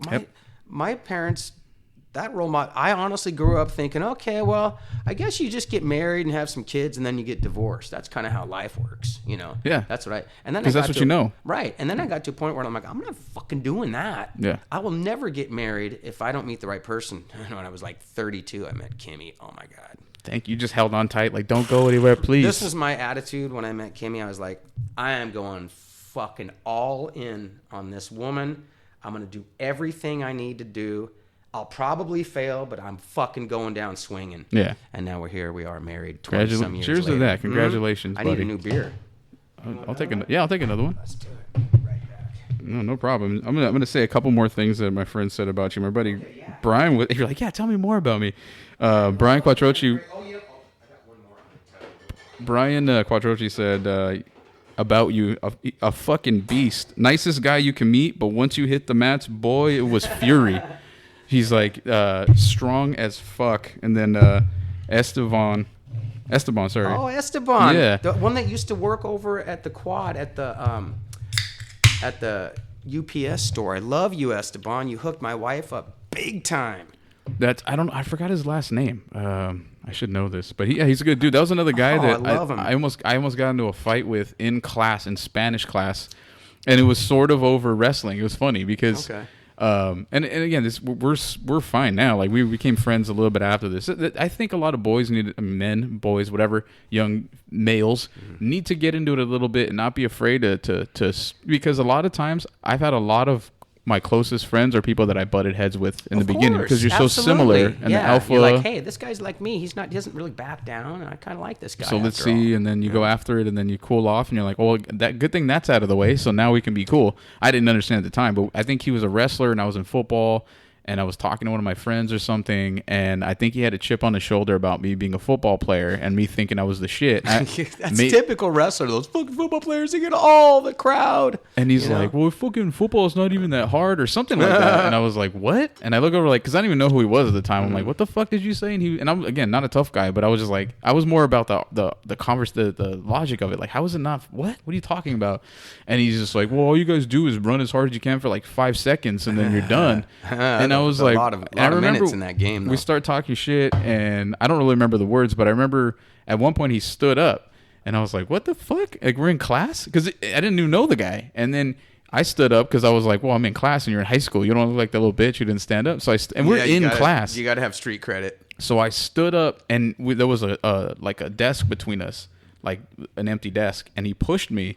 And I remember, like, he fucking put his hands on me, and I remember walking towards, like, not walking, but like pushing towards the actual desk. The desk moved, and then I pushed him, and he like kind of rolled up on the one behind him. And the teacher screamed. She was like, "Oh my God, stop it!" And I looked at her. I'm like, "I'm not gonna do nothing." And I was like, "I'm not gonna disrespect your room," but this guy fucking pushed me. And she's like, she just didn't want any problems. Obviously, she's yelling, "Please stop!" Oh my God! And I remember being like, "Man!" And I remember looking at him like, we're about the same size, but I was like, I would run through you. And this is my thoughts. You know, I'm not saying I would, because if he would have shot on me, I probably wouldn't have had no idea what to do. I had a really strong lower body, but my thoughts were like, dude, I go skull to skull with humans, and I'm stronger than you. What do you? I remember thinking that. And then he wasn't buying it though, right? He was just like, "Bring it." No, I don't remember. Yeah. I remember after I pushed him, he completely backed down. But again, we weren't. I don't know that he was a seasoned wrestler at the time. I think he was his first couple months, and I think he was really proud of being a wrestler. And so it was. See, one of those that can be a little deceiving for somebody who's learning. You're not badass yet. You got to wait a little while. You got to get your ass kicked a little bit, right? You're a one stripe white belt. You can't beat the shit out of anybody on the street yet. Wait till you're blue belt, then you can win 9 out of 10 fights on the street. And the same way he was proud of being a wrestler, I was proud of being a football player. I'm like, you know how much I got my ass kicked last year, and now you're gonna try to like tell me, you're gonna try to push me around, like the dudes that I was getting, because my sophomore year was Ricky Reyes' senior year when they went to the CIF playoffs. Right. They went to the semifinals, and I actually got to go with them. I was the only sophomore that was allowed to go.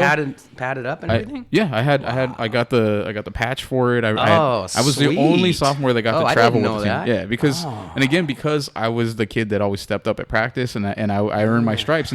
But I thought about it, I'm like, those kids were 18 and I was 14, 15 at the time, maybe 15, I guess. And so I'm like, those big ass dudes I was holding my own with. And I'm looking at you like this guy, like, what the? But again, that's all cockiness. I didn't know anything better. But I was prideful too. Like, what, you're gonna scare me because you're into wrestling? Like, I'm getting destroyed by these monsters all the time. Yeah, but you know what though? I think it doesn't really matter what sport you're not in. Some people just kind of cower away from confrontation. Period. Like, you can be totally confident that you can just blast double somebody and fucking throw an elbow at their face, and it's quick. Yeah. But when the confrontation actually comes up, some people are like, God damn it, because it's awkward. I hate it. Man. I don't like it. I mean, like awkward things. Okay, so when I was younger, I can't tell you quite a few times inappropriately older guys hit on me, but inappropriately, like, hey, the grabby and stuff.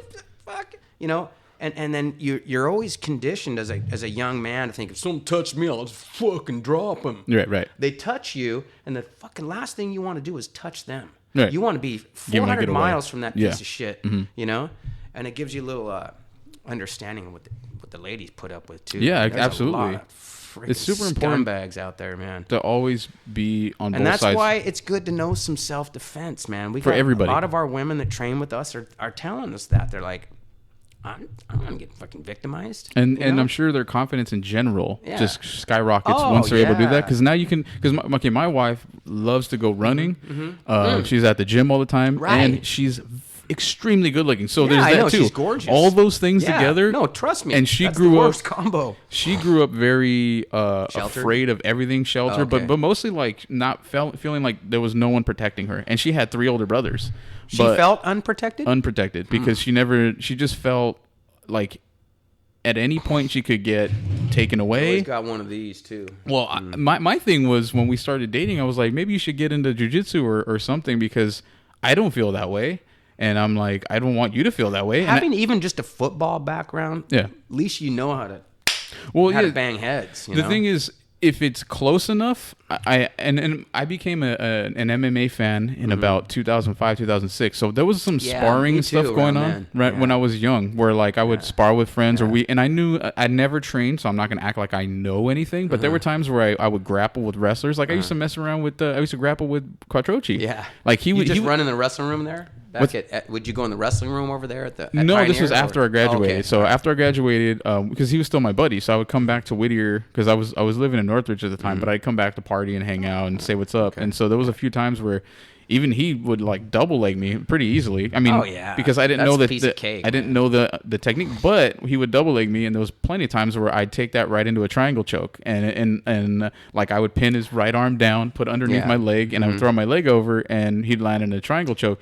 And for me, it was like at the very least, like I understand enough that if it goes to the ground, because I've been watching for a couple years, that I'm like and I'm the kind of person where, to this day, like I'm lucky to have Dominic. Dominic loves to spar and train and grapple. Cool. And I'm saying, I'm not acting like I know everything, but I've been watching long enough and messing around long enough that I understand the concepts. I've just never been in a room. You make your predictions on fights and stuff too, so you got a pretty good understanding of what's going on. As far as that goes, as far as the spectator side, I'm not going to ever claim anything other than that. I'm always the kind of guy where I wish, had I not gotten in that accident when I was 20, because I broke my femur. You can't do jiu-jitsu, huh? I was just about to bring it up. Neck. I broke my femur, I broke my tibia, and I broke my ankle, and I was out for about 8 months. And so there's like, if you look at my knee, check this out. Let's see, what do we got here? Look very good. Oh yeah, that thing's been scuffed. There's this big like piece of like trauma that's here. So it's not. What I'm worried about ultimately is mental. What I'm worried about is going in a room and then having to grapple with people, and they are taking it lightly on this side because they don't want to hurt my leg. And I'm like, that's not training. Like that. It is. I would fucking hate that for them to be like. No, that's okay. I mean, you have to adjust your training. I mean, you might go with some young buck who's close to getting his brown or black belt, and he's going to be a grinder. But then you might roll with a woman that's maybe a blue belt who weighs 125 pounds. And so you just got done grinding. Now you got to adjust. Remove your muscles. Slow soft. Yourself down a little bit and just go with the flow, Because I really do feel like had that not happened, I would have probably trained full on MMA back then, because I was so into it. I loved it, and I was scared of it. With the neck no, I'm talking about back then when I was 20. Okay. Before the car accident, because I had one of my fraternity brothers he was a junior Golden Glove boxer, and his dad had a full ring in their backyard where he lived, and we went there like once or twice to we had like we jokingly had well, not jokingly, we had this fraternity fight thing where like a couple of the guys that kind of had a little bit of beef put gloves on and they would go into the ring, and it was sloppy and silly, and these guys weren't boxers, so it was just it was a fun time. But it was fun. I was sitting on the side drinking a bunch. We were getting tanked, so it was fun to watch. Totally barbaric. But then a few of us that liked MMA would kind of like grapple a little bit. Just we were gonna hit each other, but we shoot. We didn't know what we were doing, but it was like, let's see who could make the other one tap. And then even throughout the years, it was just my friends, we'd watch fights, and then after the fights, we're a little buzzed, and we're like, hey, let's grab, let's see what happens. And again, it was all bullshit. It's all like, hey, I'm just doing the best I could with what I've seen on TV. But I've always been completely fascinated by it, and I've always been scared of. I don't even think it's so much like hurting my leg. That's part of it, but I just think it's like, I don't ever want to inconvenience anybody by being like, hey, I have this injury, so you have to be careful with it. So you have to remember one bottom line too. You have to freaking get up and go to work the next day. Yeah. You have a family that depends. So playing games at this point, I won't compete in jiu-jitsu anymore, because I feel like if I competed, when I compete, I go all in. Right. And my adrenaline takes over, and I use everything I got.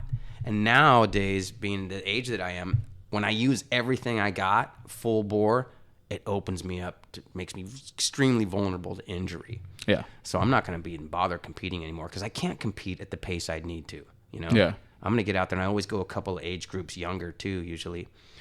And I just can't do that anymore. It's too risky. I got to the point now where, again, I'm 35 now. When I was younger, in my 20s, after the car accident, I got into a really bad place where it was just like all I cared about was partying, and just like and all the stuff with my dad. Like I was like, fuck that, I'm not gonna do anything. Like I look back now, and all this stuff that I'm doing here, I wish I would have gotten into when I was 22, 23, but I didn't give a fuck. I just was angry, and I was in pain, and I didn't know what to do, so I was just partying, doing coke every now and then. I finally, that's what people do. They mask. They just, because back then, self-medicate. Back then, no one was talking about, letting things out. Everyone was all about shut up and not in move your up. group. They weren't. No. I mean, it wasn't happening. And especially a lot of my friends, I mean, people went through a lot of the same drug situations and got a lot of crazy. the guys went through, and I won't mention names, but some of the guys we've talked about have had DUIs and arrests and things like that. Yeah, so it's like we didn't know any of that stuff, and now I'm like, man, I wish I would have started early with all this. But it's like, hey, things happen for a reason.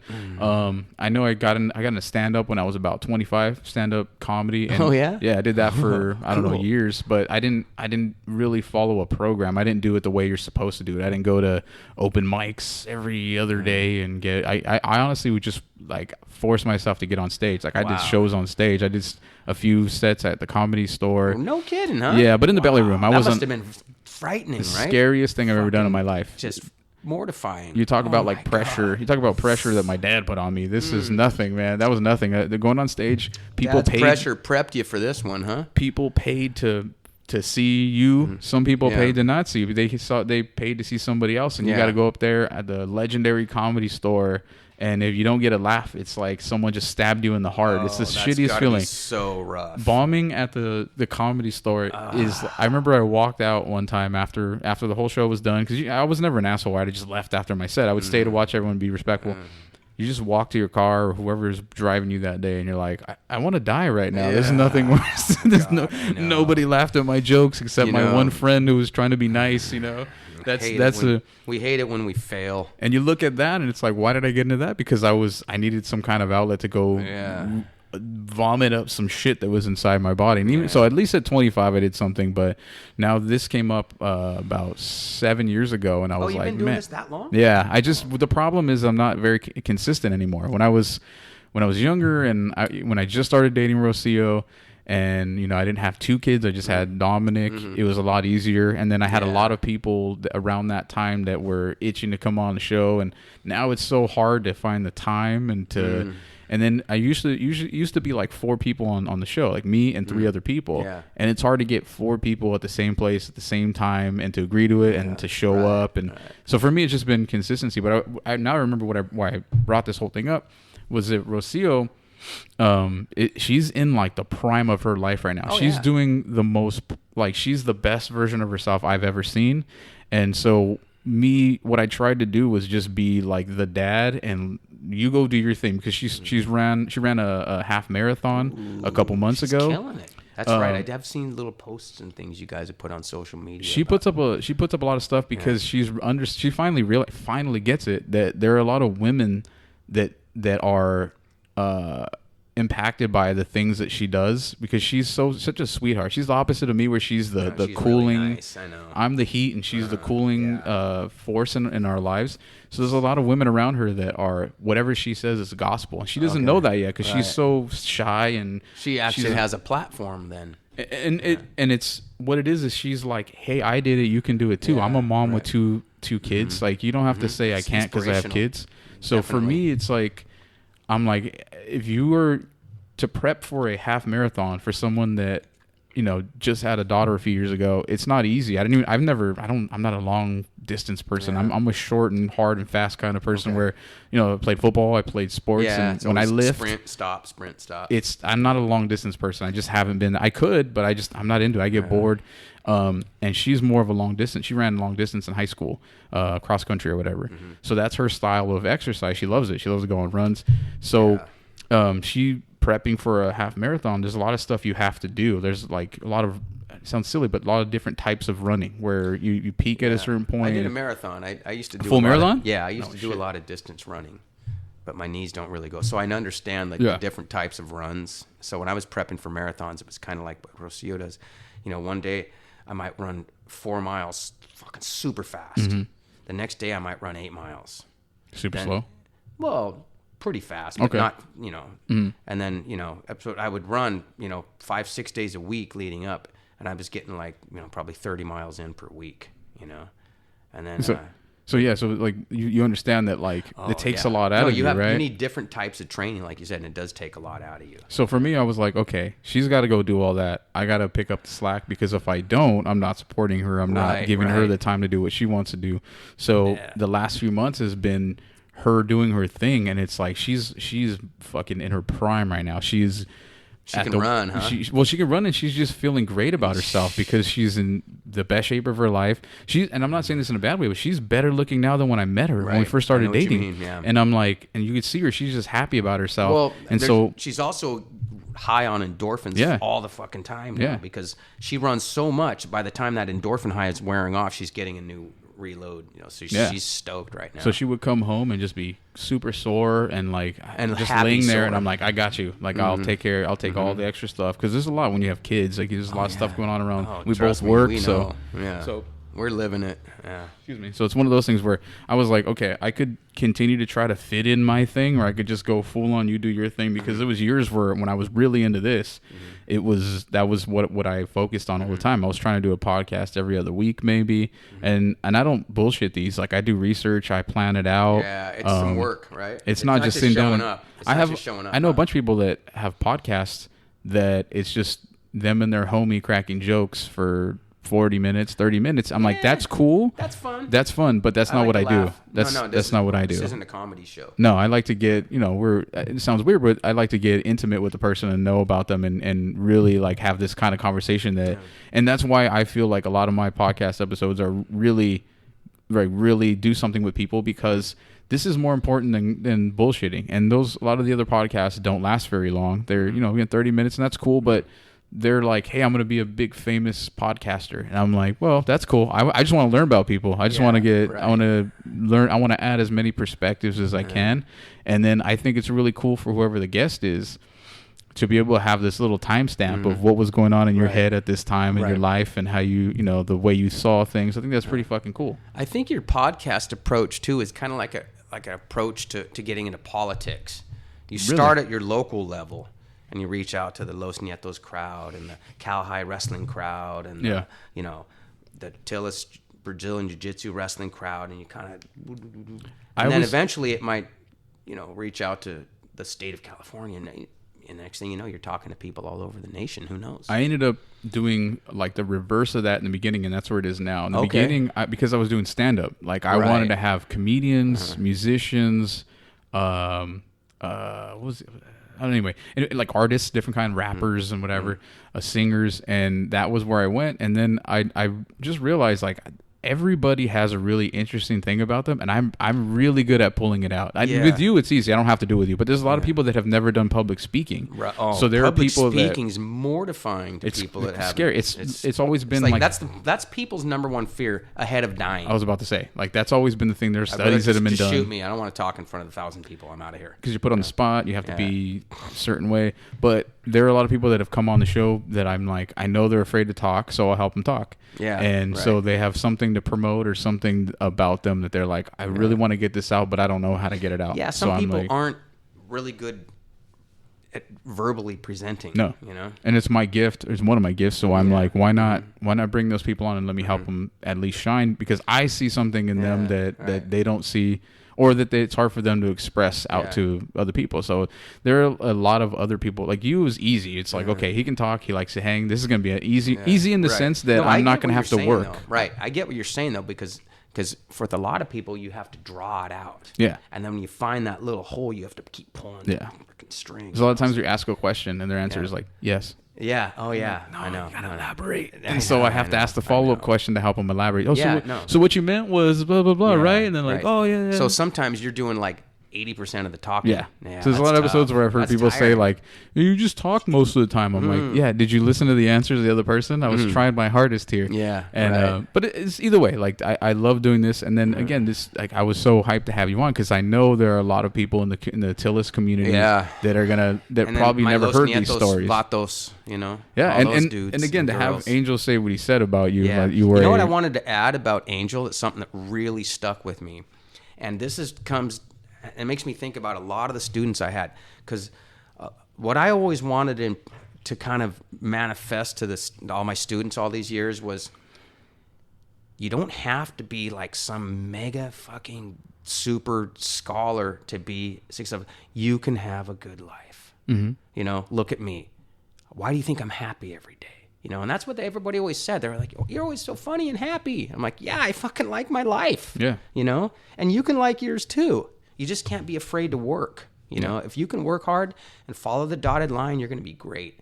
And then Angel told me years later, after that summer school session I had with him, and I was bringing in like lyrics of Soundgarden songs and analyzing them and shit like that. He's a rock guy for sure. And I turned him on big time to the Red Hot Chili Peppers. I inspired him, is what he told me. I inspired him to tour the U.S. following the Chili Peppers. He did that? Yeah. Oh, dang. I didn't know that. How cool was that? Well, he went to a bunch of shows all over the U.S. And I think, how cool is that? To inspire somebody to do something so amazing as that. That guy, he knows so many lyrics and so many quotes to comedy movies. Like most of our conversations were him responding to what people were saying in movie quotes.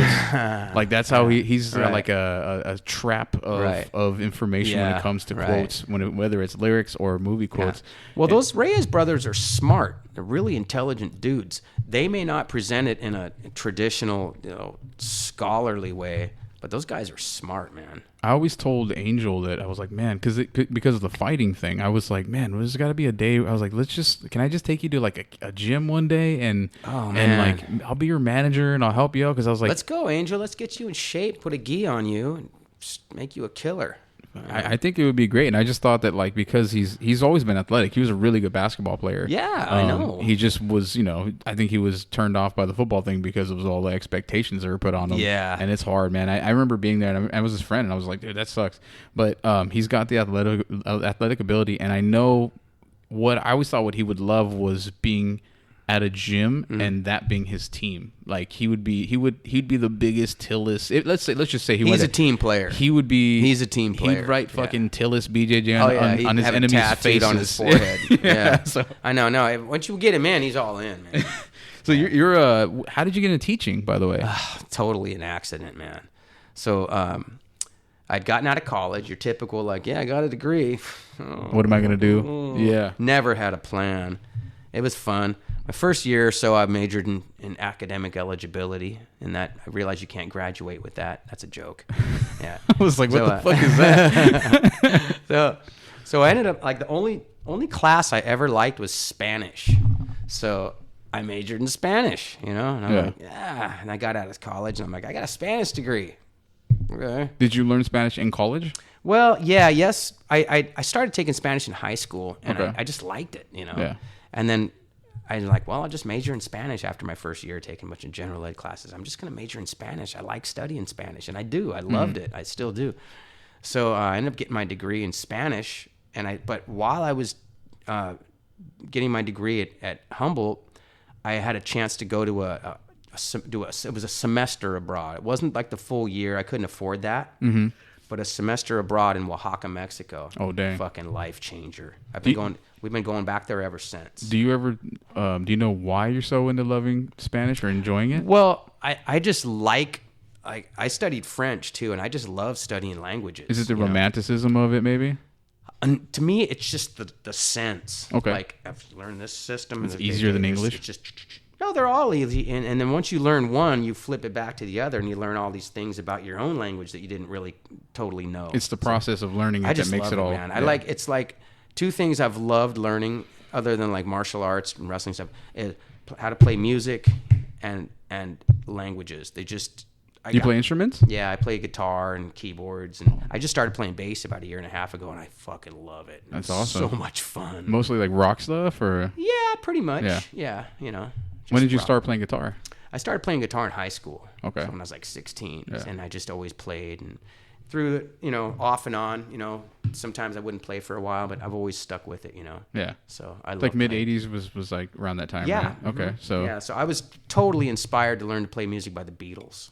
I fucking love the Beatles. I'm one of those weird people that I never got into the Beatles. No, a lot of people don't. And I remember, actually, Angel's wife was, shout out to Elizabeth, she was a big Beatles fan as like a middle schooler. And I remember she would like wear shirts. No, when you get hooked on them, you're hooked. Yeah. It doesn't matter. I didn't hit it until I was like 15. I was like, fuck. Yeah. I never got into them, but I remember talking to other people about it, and they're like, "How do you not like the Beatles?" I'm like, "I'm just not into it. I never got into it." I know plenty of people that don't. Yeah. I was just never exposed to it. Right, so, right. I mean, I knew, like, you hear the classics, and you're like, okay, that's the Beatles. It just never really, I wasn't a big fan of them, but I had a friend that was like a metalhead but he's a metalhead, but he's a music person. Like he just loves music. Right. And I remember we were all drunk one night and he brought up the Beatles and I was like, oh, who gives a fuck about the Beatles? But it was more of me being like, shut the fuck up, because we were drunk, And he's like, without the Beatles, you wouldn't even have fucking Pantera or any of those fucking bands you like. He's kind of right. And no, I understand what he was saying, but it was just a funny thing to hear. I remember that line. We all I wasn't even mad at him. We all just started laughing. We were like, damn, you don't think about it that way.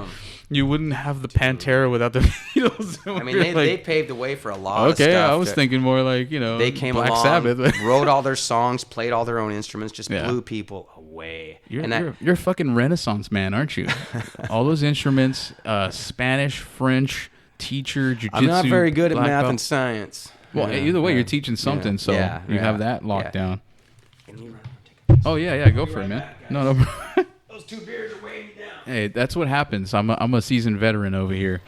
Want to get something out real quick, a little spot, because earlier, I think it was March of this year, we had the Mouthpiece Moment MMA Stradamus contest, and we had a winner in March. That was Brandon Soto. Shout out. We're running that contest again for UFC 290, which is July 8th. It's a week from today. So I'm going to check out my Instagram at LANCE_URIBE. Check out my Instagram at Lance_Uribe. Or you can check out the Facebook page for the podcast, Mouthpiece Moment Podcast. You can check out my YouTube page, the Mouthpiece Moment Podcast. Just search it. It'll pop up. But we're going to run the contest again. It's basically we're going to choose the winner of each of the main card fights. Is 5 fights. I'll post something soon with the rules and all that stuff. But we're gonna, once you make your decisions, you're gonna make your decisions and turn it into me on Friday, July 7th by 10 p.m. And again, there are specific rules, so you can't just pick the top 5. You're gonna pick the fight, the winner of the fight, the method of the victory, the round, and then there are 3 or 4 extra questions to answer. So once we do that, turn in your picks and hopefully you can win. What you win is a Mouthpiece Moment care package and a mini championship customized belt, and you will be known as the current MMA Stradamus, the current Mouthpiece Moment MMA Stradamus. It's something, this is the 3rd time I've ran it. The first 2 times was early on doing the show, and I just didn't plan it very well. I didn't really give the correct gift out the right way. It was all stupid, so the most recent one in March was legit, and that guy actually did it the right way. He won. There was about maybe only 10 people that actually played, but he won. So if you're interested at all in being making some choices, it's free. You don't have to pay anything. You just make the picks. And again, check out my Instagram for the rules. So right before you left, we were talking about you being a teacher and how you got into I got into that. So you were into Spanish. So I get out of college and I'm like, okay, what am I gonna do? And I shit you not, my first job out of college, I worked at a tuxedo rental shop for like the summer, like 6 weeks, and I just was like, this is stupid. Was it Friar Tux? No, it wasn't. It was another one. It was called Gary's Tuxedos. I don't think they're in existence anymore. It was in Santa Ana, Costa Mesa. And, as I did that for a little while, then I was like, fuck, what am I going to do, And I went and hit up one of those recruiters where you don't pay them. The employer pays them if you staff them. Okay. So I ended up getting a job at Dollar Rent-A-Car. There you go. What a fucking grind. Like it was like in sales you were selling? Okay. Yeah. So it would start at 7:30 and you'd leave at like 6. That was your day, right? And sometimes you wouldn't get a lunch break till like 4:30 because it was just busy. It was like, oh my God. It was right by Disneyland. And so you had all that traffic and all. All right, here you go. Keep going.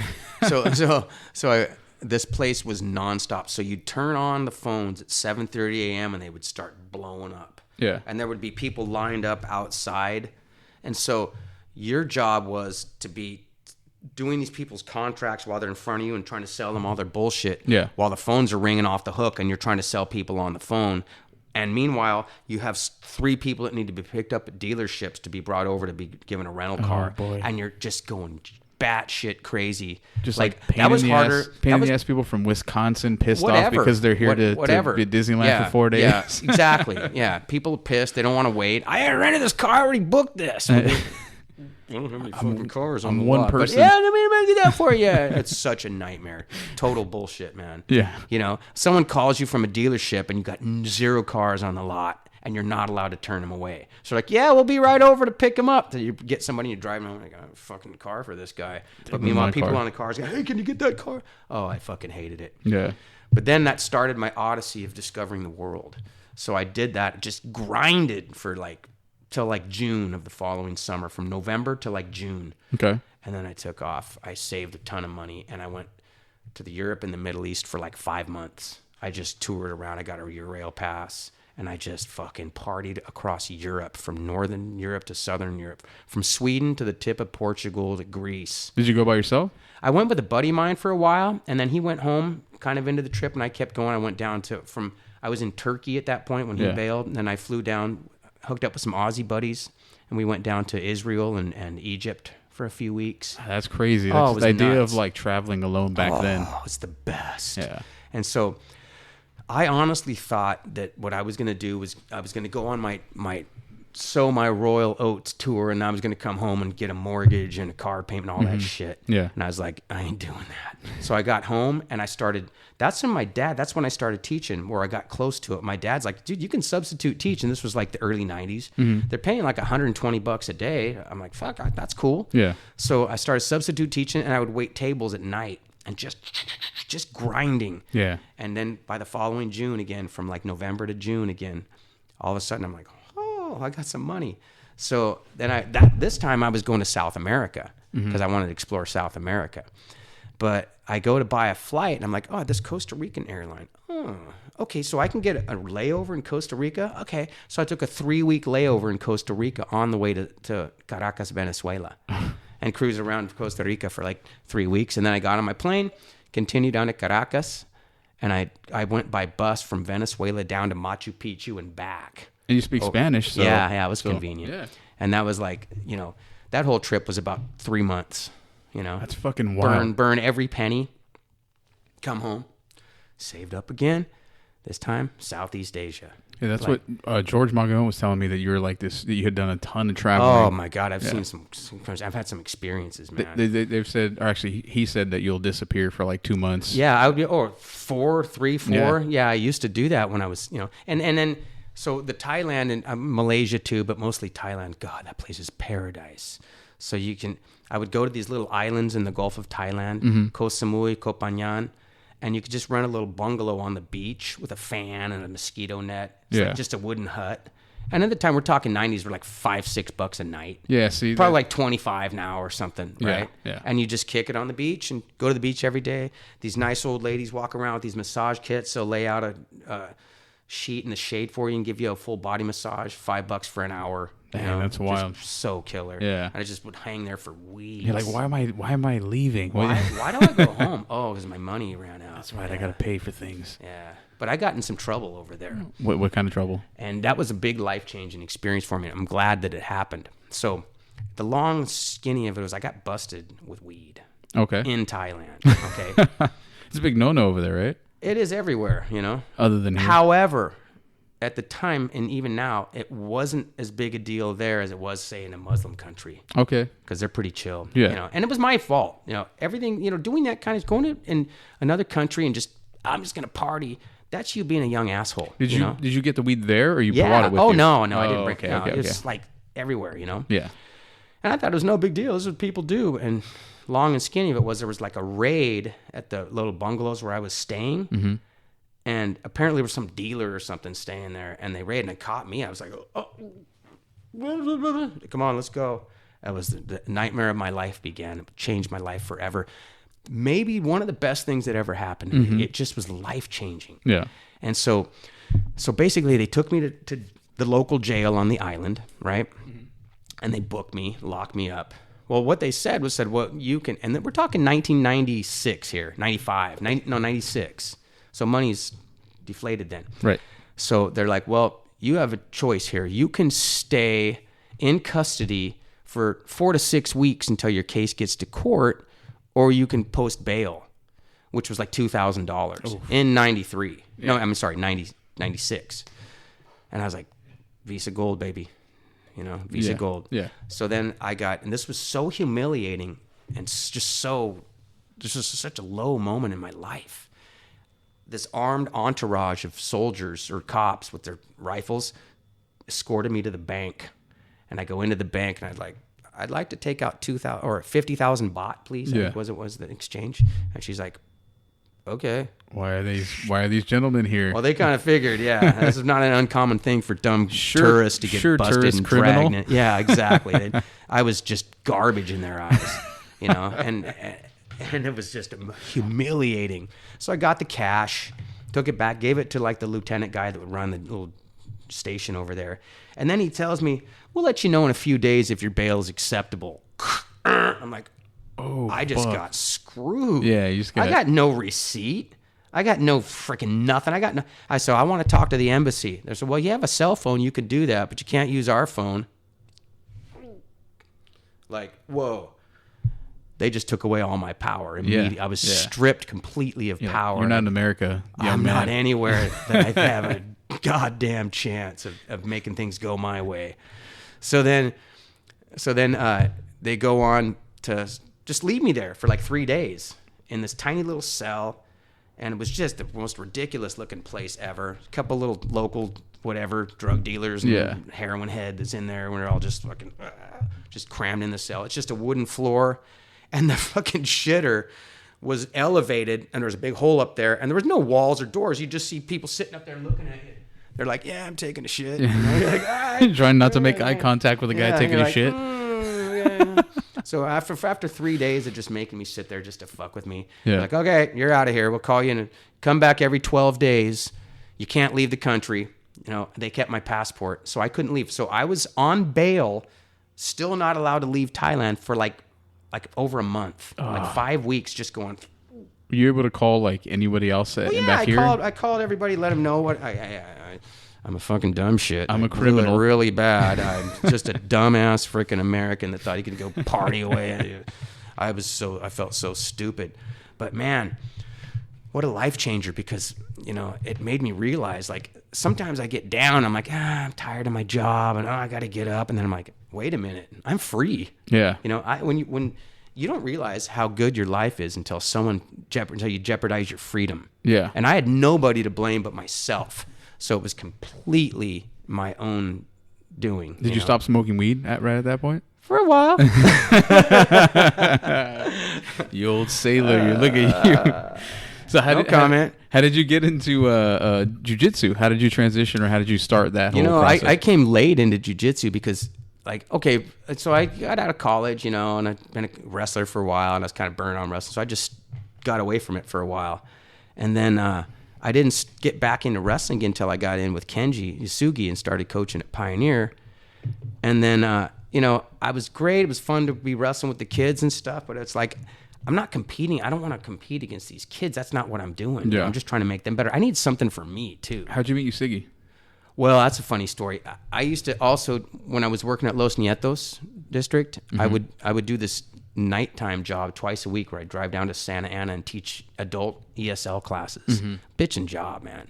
English as a second language for anyone who doesn't know. Exactly. Yeah. And that was fun. It was easy. And back in the early 2000s, it paid like $40 an hour. I loved it, okay. Yeah. And so I'd just pick up some extra cash. Well, I met this guy named Shane Yasugi, and it happens to be Kenji's brother. Okay. He's one of the teachers there. We became friends. And he's like, yeah, my brother coaches wrestling at a school called Pioneer. And I was like, you're like, I know that. What are you talking about, Willis? And I was like, I'm going to go see your brother. And I went like the next day or the next week or something. Yeah. I just walked in the wrestling room, and he's there and just, I was like, hey, I know your brother and blah, blah, blah. He's like, oh, yeah, well, go ahead and wrestle with some guys. And I just started, sorry, Ray, but I started tooling Ray and Sal and stuff. And he's like, hey, can you show that? I'm like, yeah. And the next thing you know, we're just grinding it out, putting in the time. Yeah. And like a couple years later, we had that league championship team. You guys built that on your own, right? I mean, yeah, it was just you two? Pretty much. Martin Cabrera was involved too, a little bald guy. I mean, he took over the program after, so he was part of the deal too. And we just put in the time, man. Got those guys to be pretty good wrestlers. Just a bunch of junkyard dogs. I guess I'm gonna have to have him on soon, right? Yasugi? You should. Oh, you should have us both on. That'd be. We'll do it here. Fuck it. because I'm sure if got it. I'm sure you guys. I don't know what his background is, but he's as far as wrestling fascinating, goes, dude. but He's fascinating. Yeah. Yeah, his wrestling background isn't too extensive. Mm-hmm. You know, he was the kind of guy that he worked at the school, had wrestled 4 years in high school, and was pretty good. So they're like, "Can you be the wrestling coach?" And he's like, "Sure." Oh, okay. So, yeah. and he's a good leader, though, right? oh, That's absolutely. his whole thing is that he's a leader, forget right? about Yeah, it. No, now to be a head wrestling coach, you don't have to be a technician. Mm-hmm. You just got to be open. You got to be ready to like get kids to this tournament and this camp. You got to communicate. You got to get the right people in your room. Yeah. So because you got to get the kids to buy in, and they're in high school at the time when they're going to rebel the most. You know, like going back, like okay, look at Tillis Brazilian Jiu Jitsu, right? Opened in 2011. What's that? Almost 12 years ago. Yep. Dude, the place just gets stronger every day. Why? Because Noah. It's a good product. Exactly. Mm-hmm. It's a good product. If you have a good product, people will buy it. I love talking to Noah because there's a side of him to me that's very almost like not understanding of what he's done. It's a there's an innocence to Noah that I feel is really impressive, where he's just like, I'm just trying to do my best with what I got, and he's like, I like this. Yeah. And I'm like, you don't really know what you're doing yet. Like I know he's aware that things are going well, but I don't think he really knows what he's doing, and that's sort of good. It's like there's something. It is. It keeps him humble. Yeah, Keeps him hungry because it's like when I remember there was a time where he first came into my Orbit? network of people, because we have friends, we have like mutual friends. And then there was maybe one person, I think it might have just been George that trained with him, but he also knew of my podcast before. Yeah, he knew of it because I've had Jalen Turner on, who he fought in Bellator. Yeah. And then I've had Tatiana Suarez from the UFC. Really? Yeah, they've been on. Oh, no kidding. So man. there's a couple, and then there's a few Muay Thai fiders that he is aware of, and there's some MMA fighters I've had on that he's aware of, that they're all. So that puts you on his radar. Yeah, like there's some coaches. I don't know if you know any like MMA coaches, but like Batiste Mansouri, Romy Aram. I know. I hear a lot about Romy. Okay, I've been here. He's a black belt, right? Yeah, he has to be, because yeah. he runs Millennium MMA. Oh yeah, I know who he is. I've heard people talk about him. I've never met him. He's a really he's not much bigger than me, right? No, he's a small guy, right? Well, he's like muscular, but he's not a tall guy. What was interesting when I had him on the podcast, and we got along very well. In like we have a lot of similarities in our life in the sense that we were like sports kids, and then we became stepdads at a time where we had to become the father figure for somebody. Gives you a bond. Yeah, there's some, and so he was. We got along there, but there's people I've had on the show, and that's how I got him involved. And I remember he made a comment on one of my posts that I made a controversial post about something, and this me. Oh, okay. And this black comedian started yelling at me. She was like, it was one of those things where like, you're not black, so you're not allowed to say that. And I'm like, what? All I said was, and it wasn't even a anti-black thing. It was one of those things where it was this person throwing the black thing at me because they didn't understand what I was saying. Yeah, it was weak. It was super weak. I deal with that in education a lot. I'm sure you do. And like I'm gonna sue the school district. He commented something that was very vague, and I didn't know if it was taking a shot at me or if he was taking a shot at her. And I remember being like, I don't even fucking know this guy. Like, why is he talking shit? Like, so I was like, whatever. He's just some guy I don't know anyway. So my first impression of him was this guy who's talking shit about me. And I was like, okay, whatever. So I didn't think much of him, and then we kind of like circled back around, and then I had heard, like, hey, wait, we might actually need each other. No, and it was never anything said between us. Right. It was just, I was just like, why did he say that? That was weird. But when you make a comment on social media, it can be, and it's vague, it can be taken a bunch of different ways. Oh yeah. So I just thought, like, if he's talking shit, why even comment? I remember being like, okay, he's one of those guys that comment. He's in the comment section guy, and to me, I don't really have a respect for people that talk shit in comments. Just troll in the comments. Yeah, because I have go for it. I have a bunch of friends that do that, bother. and they think it's funny. But I'm like, you want to be the comments guy who fights people in the comments? No. I posted the post. I gave that up like 7 years ago. I'm okay. That was making me so unhappy trying to be the comment guy. Yeah, it's weird having an argument because like we're never going to see eye to eye. No. And then you're in public. Thanks for the comment. Yeah. Now I see things differently. Said nobody. Yeah, ever. Exactly. So but when I look back at it later on and I know more about him now, I was like, no, I think he was talking shit about her. I just took it the wrong way, and so I was like, he was someone I started considering, like, oh, I've had these other coaches on, why wouldn't I have him on? And then he made the comment, and everybody like, fuck that guy, like he's some liberal dude, and I was like, I'm not even giving the time of day, because I was like, whatever. And then somehow I didn't like unfollow him or anything. I just followed him because he was in the MMA universe, and I'm fascinated with MMA, so I was like, oh, I would love to have him on. And then that happened, and like maybe a year and a half later, I started seeing him post stuff, and I was like, that doesn't sound liberal at all. And that doesn't sound. I'm like, okay, ain't no liberal and there. I'm not opposed to liberal people, but to make a liberal comment on my post, I was like, I was talking about. I think it had something to do with Colin Kaepernick, and I was saying something along the lines of like, that's a toxic. All I subject. said was, I think it was him in the Nike situation, and my thing was, I was like, don't fall in the trap of letting society and the politicians divide you. This was a message to everyone, like, don't fall into the trap of being divisive and pitting yourself against your brother and your sister because of this fucking guy. Right. Like, that was my point, was don't fall in that trap.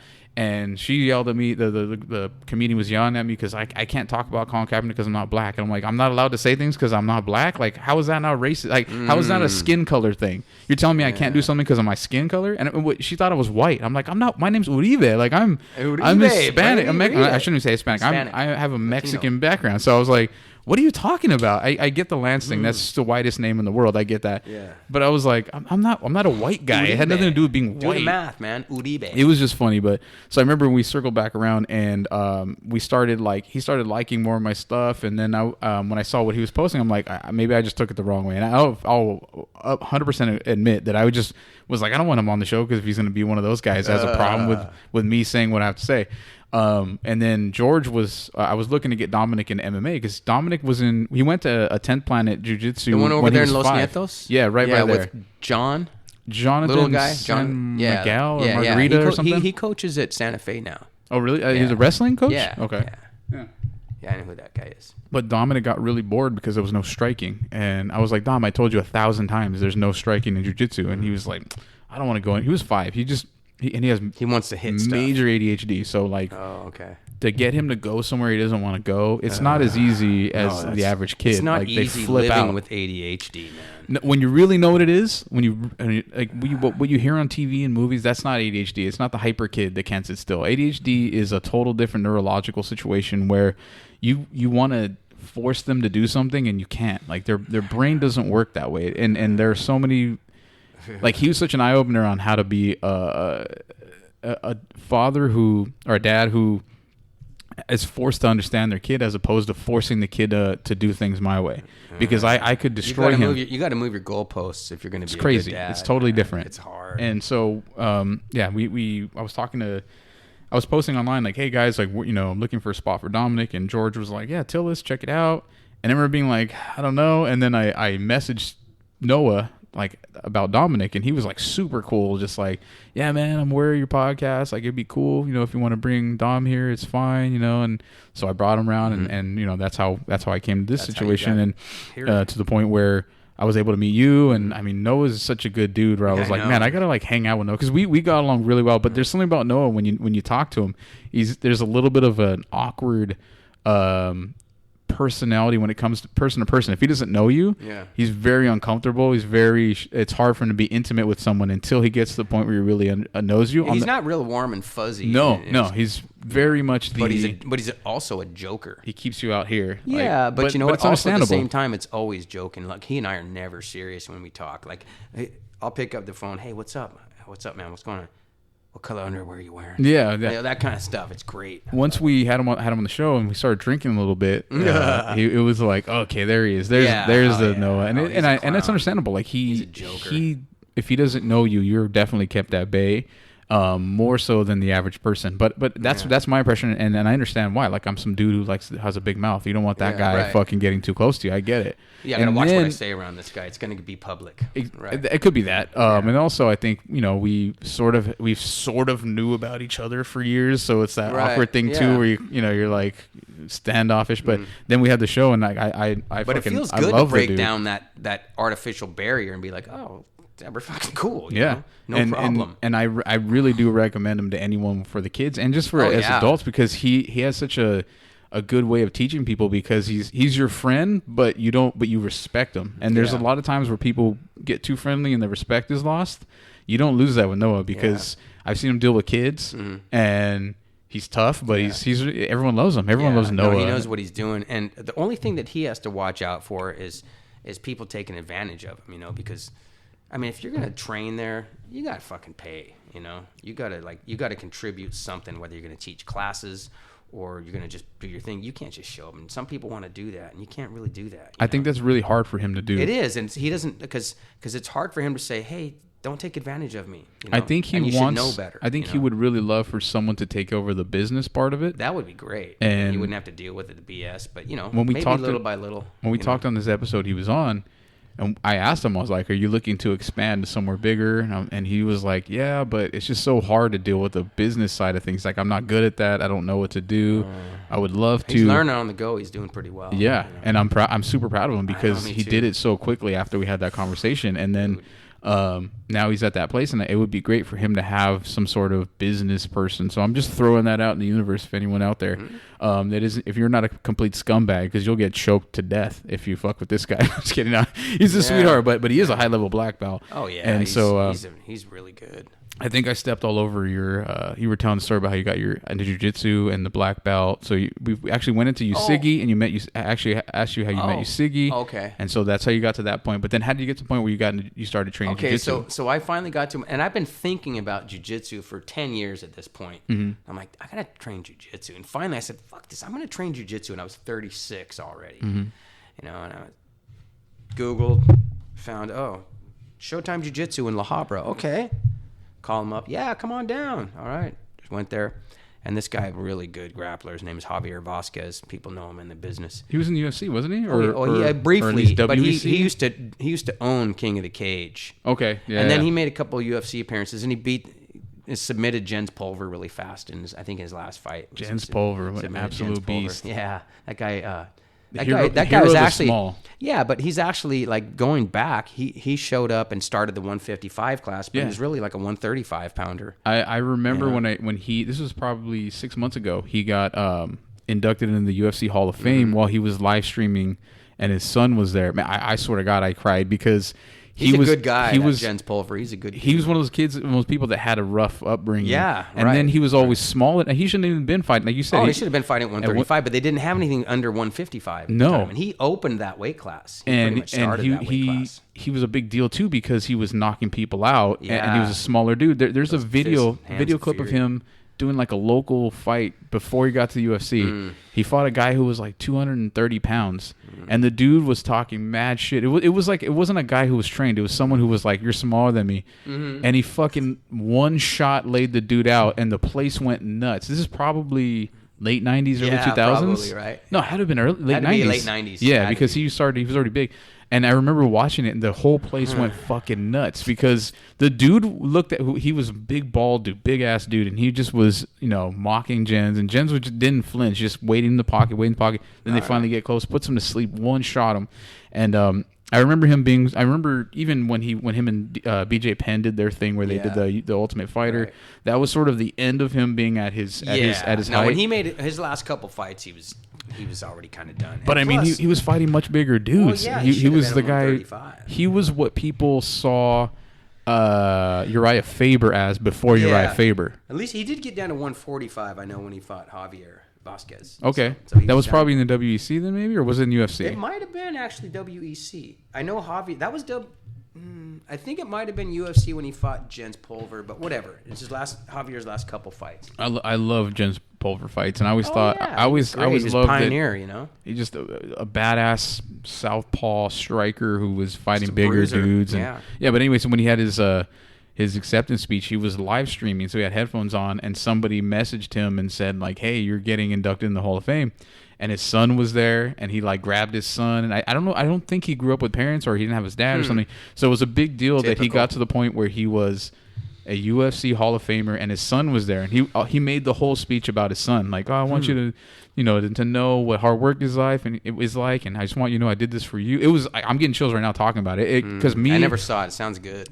If I find it, I'll send it to you because me having like my own dad issues and stuff. Like it's so important to me, the relationship I have with Dominic, to not be a fuckhead and to show him something instead of just yelling at him. You know, like my dad just yelled at me a bunch. He didn't show me shit. Yeah, so I'm like, I want to show you something, because Dominic is so proud of this podcast. Like Dominic talks about my podcast more than I do. Wow. There's a couple of clips that he's on that I've put on YouTube.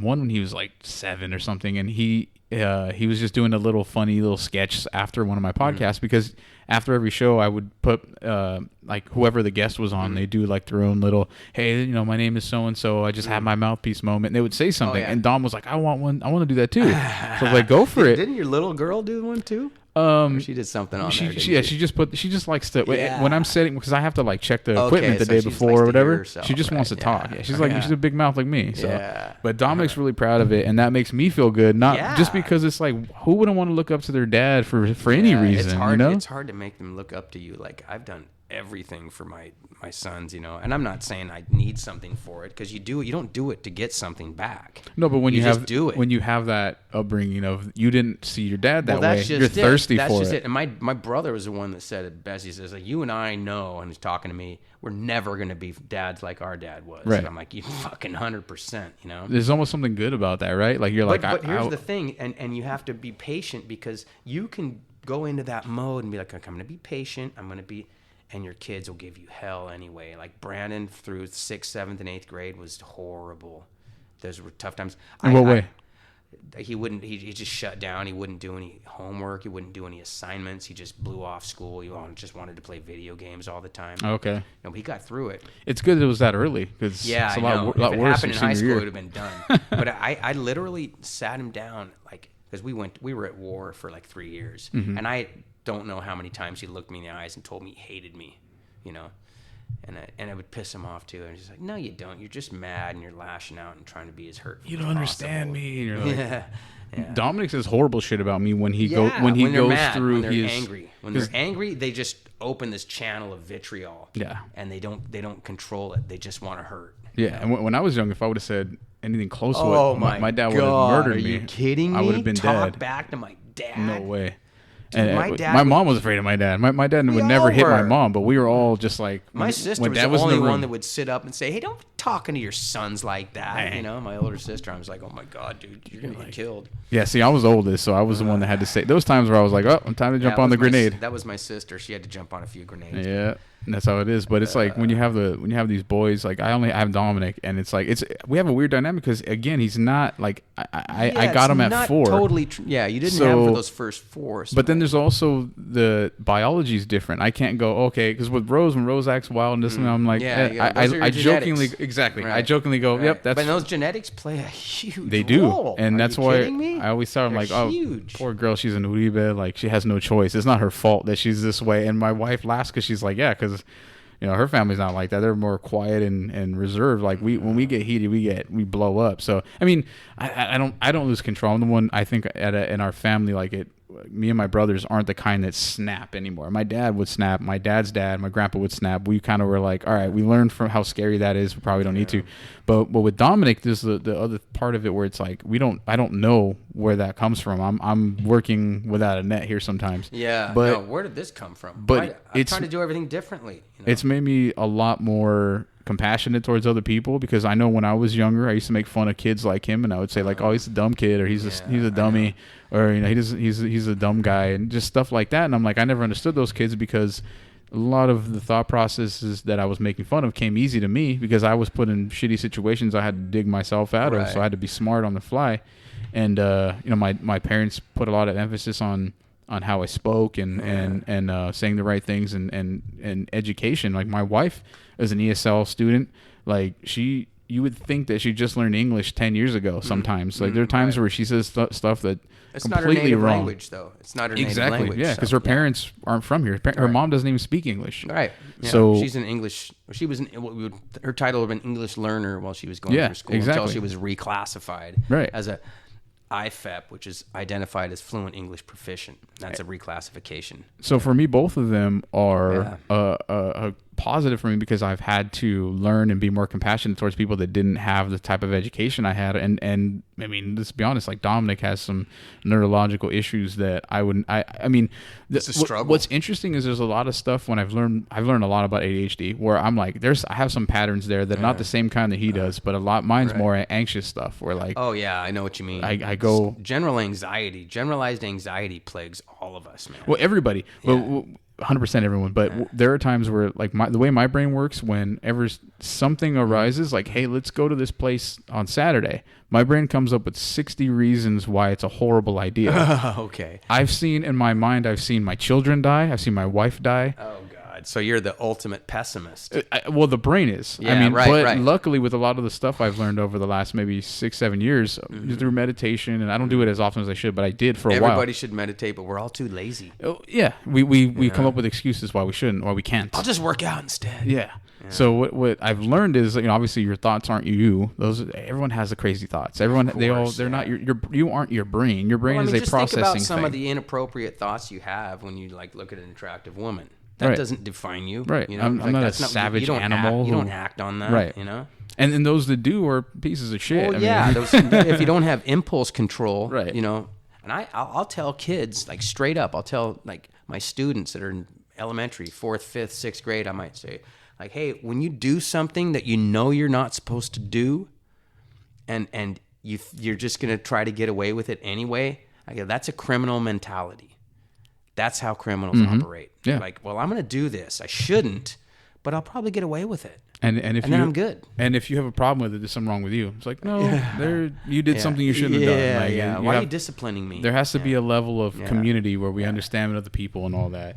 I want to ask you too, since you got to the hopper part where you started training. Okay, there. So I trained there, got my blue belt there, and then he closed up that gym and he moved out to Rancho Cucamonga. I was like, I'm not driving that far. Oh, sorry.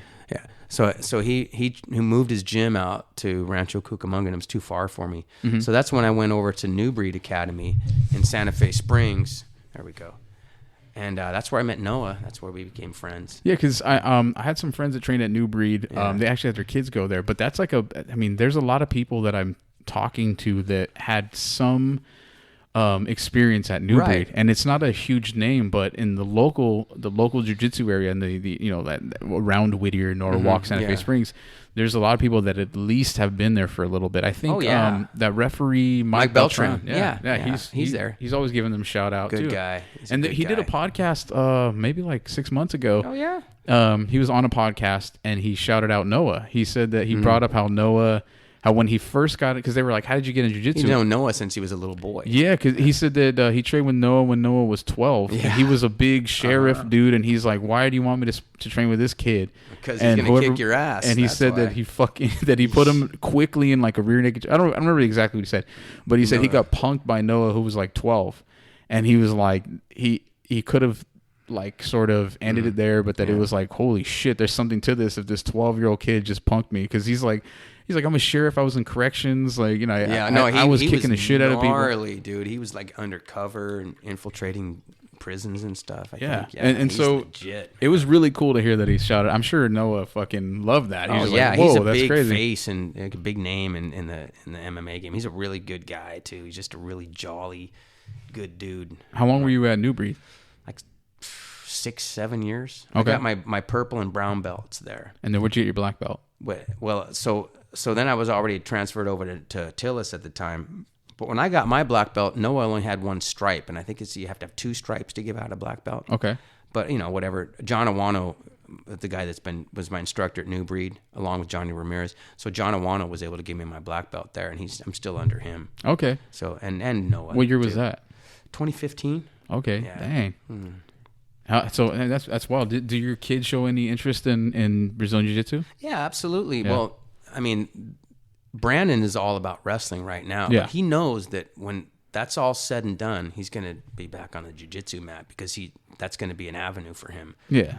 unlike he's just me, focused on the wrestling. Yeah. Unlike me, he's not going to wait till he's in his mid-30s Yeah. to like, oh, let's try that. Because nowadays it's like cool. You know what I mean? It's just good to have. Well, I just think just the idea of the fact that it's like a cool thing. I mean, it's also pretty cool to be like, my dad's a black belt in Brazilian Jiu-Jitsu. That's dope. I want to be able to say my son's a black belt. Well, of course. Cool, but yeah. I would just think like if you could walk around and say my dad is a black belt, that's looking at cool, it that man. way, if my dad were a black belt, I would be proud of it. Yeah, I would too. I'd be like, yeah.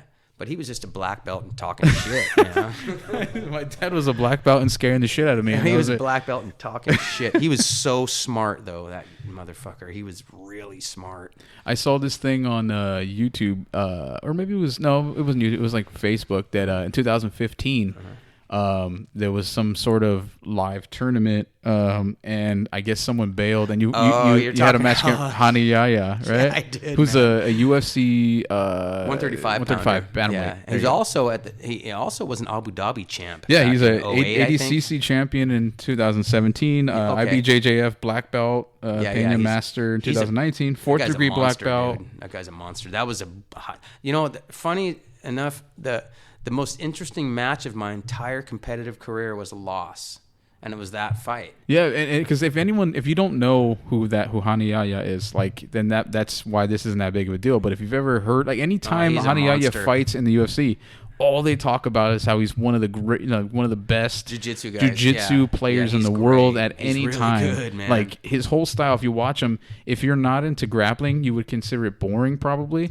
But if you are into grappling, you are fascinated with his style. He makes the grappling work to his advantage when he fights. And so, like, someone bailed or something, like someone on the team couldn't. No. What happened was, so this was the Eddie Bravo Invitational number 5. I think there's been like 90 of them now or something. Eddie Bravo was the original Tenth Planet. the guy who created 10 Planet Jiu-Jitsu. Yeah, He's a wizard.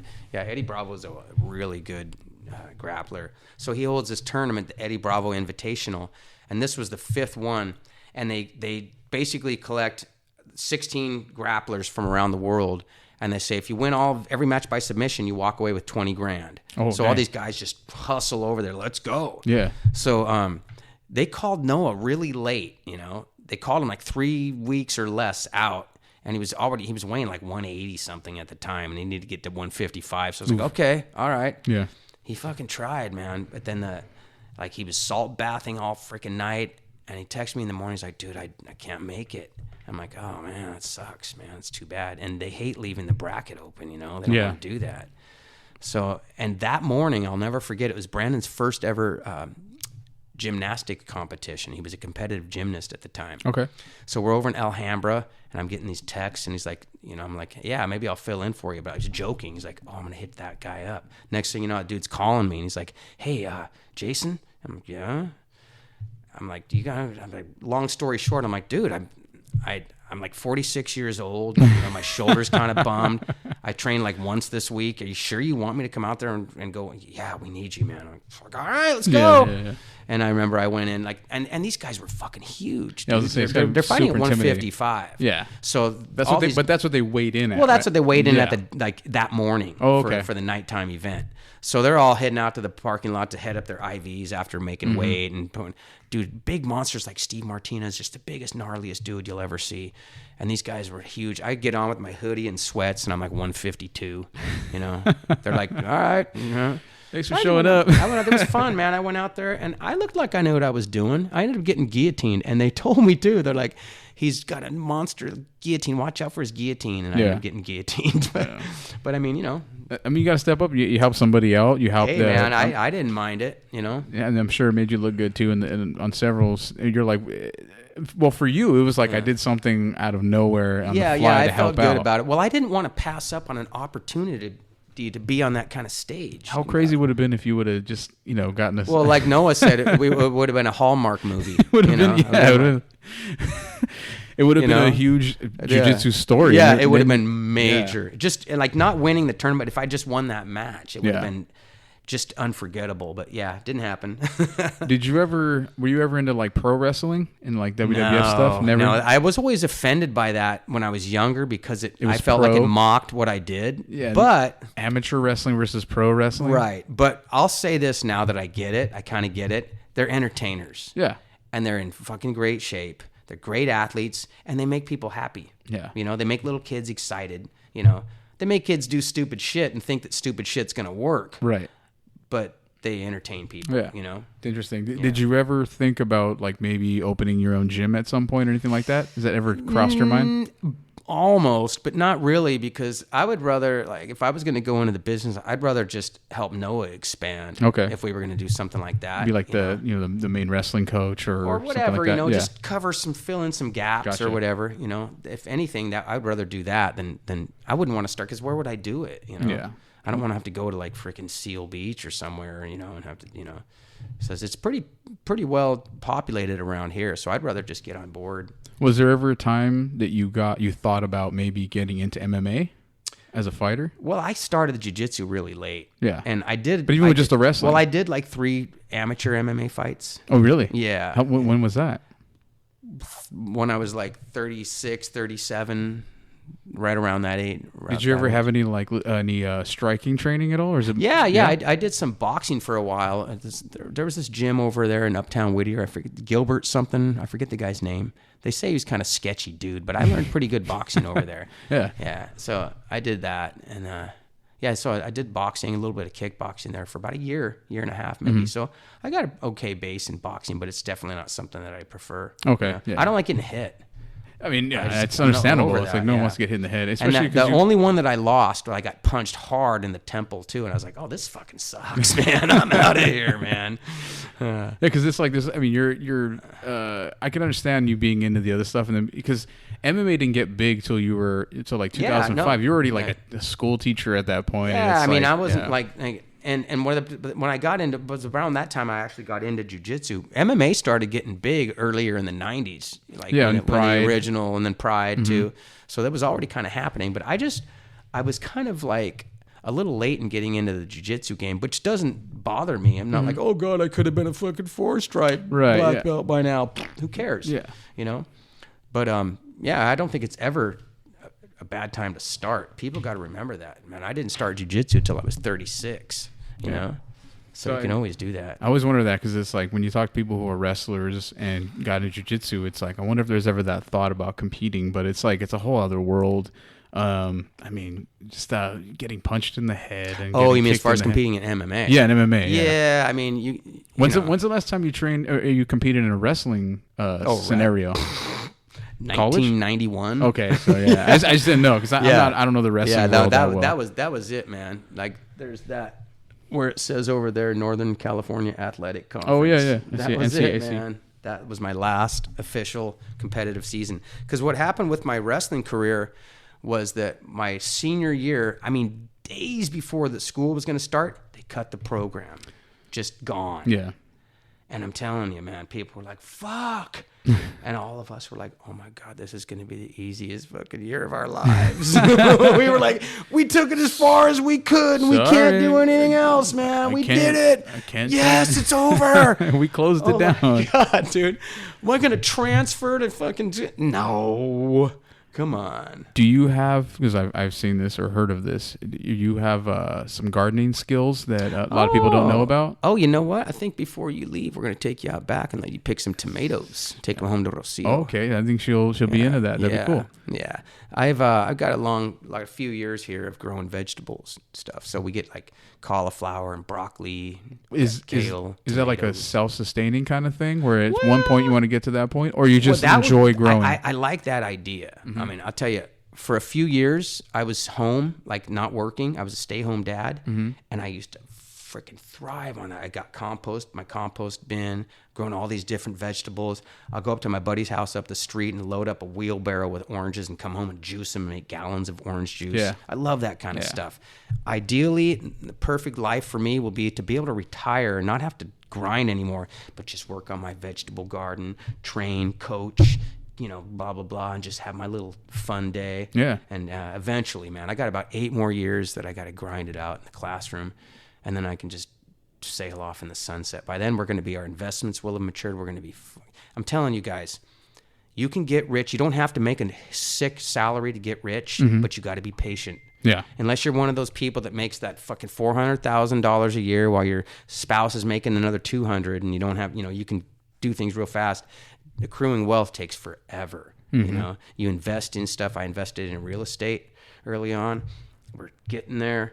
When those investments are mature, we're going to be fucking laughing. What kind of investments in real estate? We just bought houses, you know. Okay. So we'd buy like the first house I bought was like in like 01, and it was right before I met Kimmy. And then I met her. I actually started dating her when I was in escrow on that house. So then we ended up getting married. She moved in, blah blah blah. And then like about a year into it, I'm like, this is too easy, honey. You know. So and I was working 2 jobs. We were making pretty good money at the time. So we took a second mortgage and bought a second house with the equity on the first house. Okay. So then we got these 2, right? And then about 4 years ago, a little over 4 years ago, we had accrued enough again. We're like, boom. And I had to clean out one of my 403Bs to do it, but we were able to buy this place. Now this place is Happy Town. We love this house. Yeah. I love this place. So now we're good, you know. And I can't wait to bring the kids over here because you've been telling me, great, dude, you got to come to dude, the pool. I'll and show I'm you like, after this. Yeah. Let's go. Yeah. So I can tell you're real proud of it though, the place, and you like. I'm stoked, I love man. this little area here. You're I like, love it, yeah. man. I'm so stoked. It's just, you know, I don't have to be in a mansion. this house is. I love my house, man. I always think of mansions like, what do you do with all the extra rooms? And it's got to be creepy to walk down the hall. I mean, I don't know. It'd be fun to explore and have sleepovers and all that stuff. But dude, if they have other people over, but then I get that. But we got it going on here. I'm so happy now, man. So we're just gonna ride it out. As soon as those investments are paid off, man, we're just gonna be looking good, man. And not gonna be a big change in lifestyle. We're not gonna start wearing, you know, Armani, fucking this and that. We're just plugging away and I just want to be happy and comfortable, not have to worry. I want to be able, like when we're retired, be able to go out for appetizers in the evening and just not worry about bullshit, you know. Then these guys, my boys, are gonna be stoked, dude. When we, you know, they're gonna be set. Yeah. So they're gonna. I'm gonna have to come to you for some financial tips because I would never. I can tell you what I know. It's, you know, I'm trying. You know. We're almost wrapping it up here. I know you got something to do. Just a quick question. What is something that you would want your boys to remember about you, to always have in their mind? And this could be selfish. It doesn't matter. Yeah. No, I don't think it's... Well, yeah, maybe it is a little selfish. I just want them to always know that I always had their back. And I don't doubt that they know that. Yeah. Even when they're pissed at me, they know it, dude. And they're kids. They'll grow up, and when they'll appreciate it later on, too. Man. You know, that's all I want them to know. And I'm not worried about that. I know they're going to know it. Because, like you, I put in the time. Yeah. You know? I'm not faking it. You know? I'm not going to, like... My dad would be the kind of guy that once in a great while he'd do something nice for you, like maybe give you some money, and they'd fucking get a bullhorn out and tell the whole fucking world, I gave Risen some fucking money, man. I'm the shit. I'm so generous. You're like, hey, you got mad at me. Remember that time I gave you that money? And you're like, all right, so I got to be nice to you because he gave me money. Right. Well, I remember one time, dude, I was like 9, and we were playing on the Kern River up in above Bakersfield. Okay. My dad lived in Kernville at the time. He lived a shitload of different places, which was cool because I got to see a lot of different places. Mm-hmm. So I remember I found these really nice sunglasses, and I was like, wow, cool. And he's like, hey, give me those, man. I'm like, nah, Pop, I found them. He's like, well, you want to eat groceries? You want fucking groceries or not? And I was like, okay, here. All right.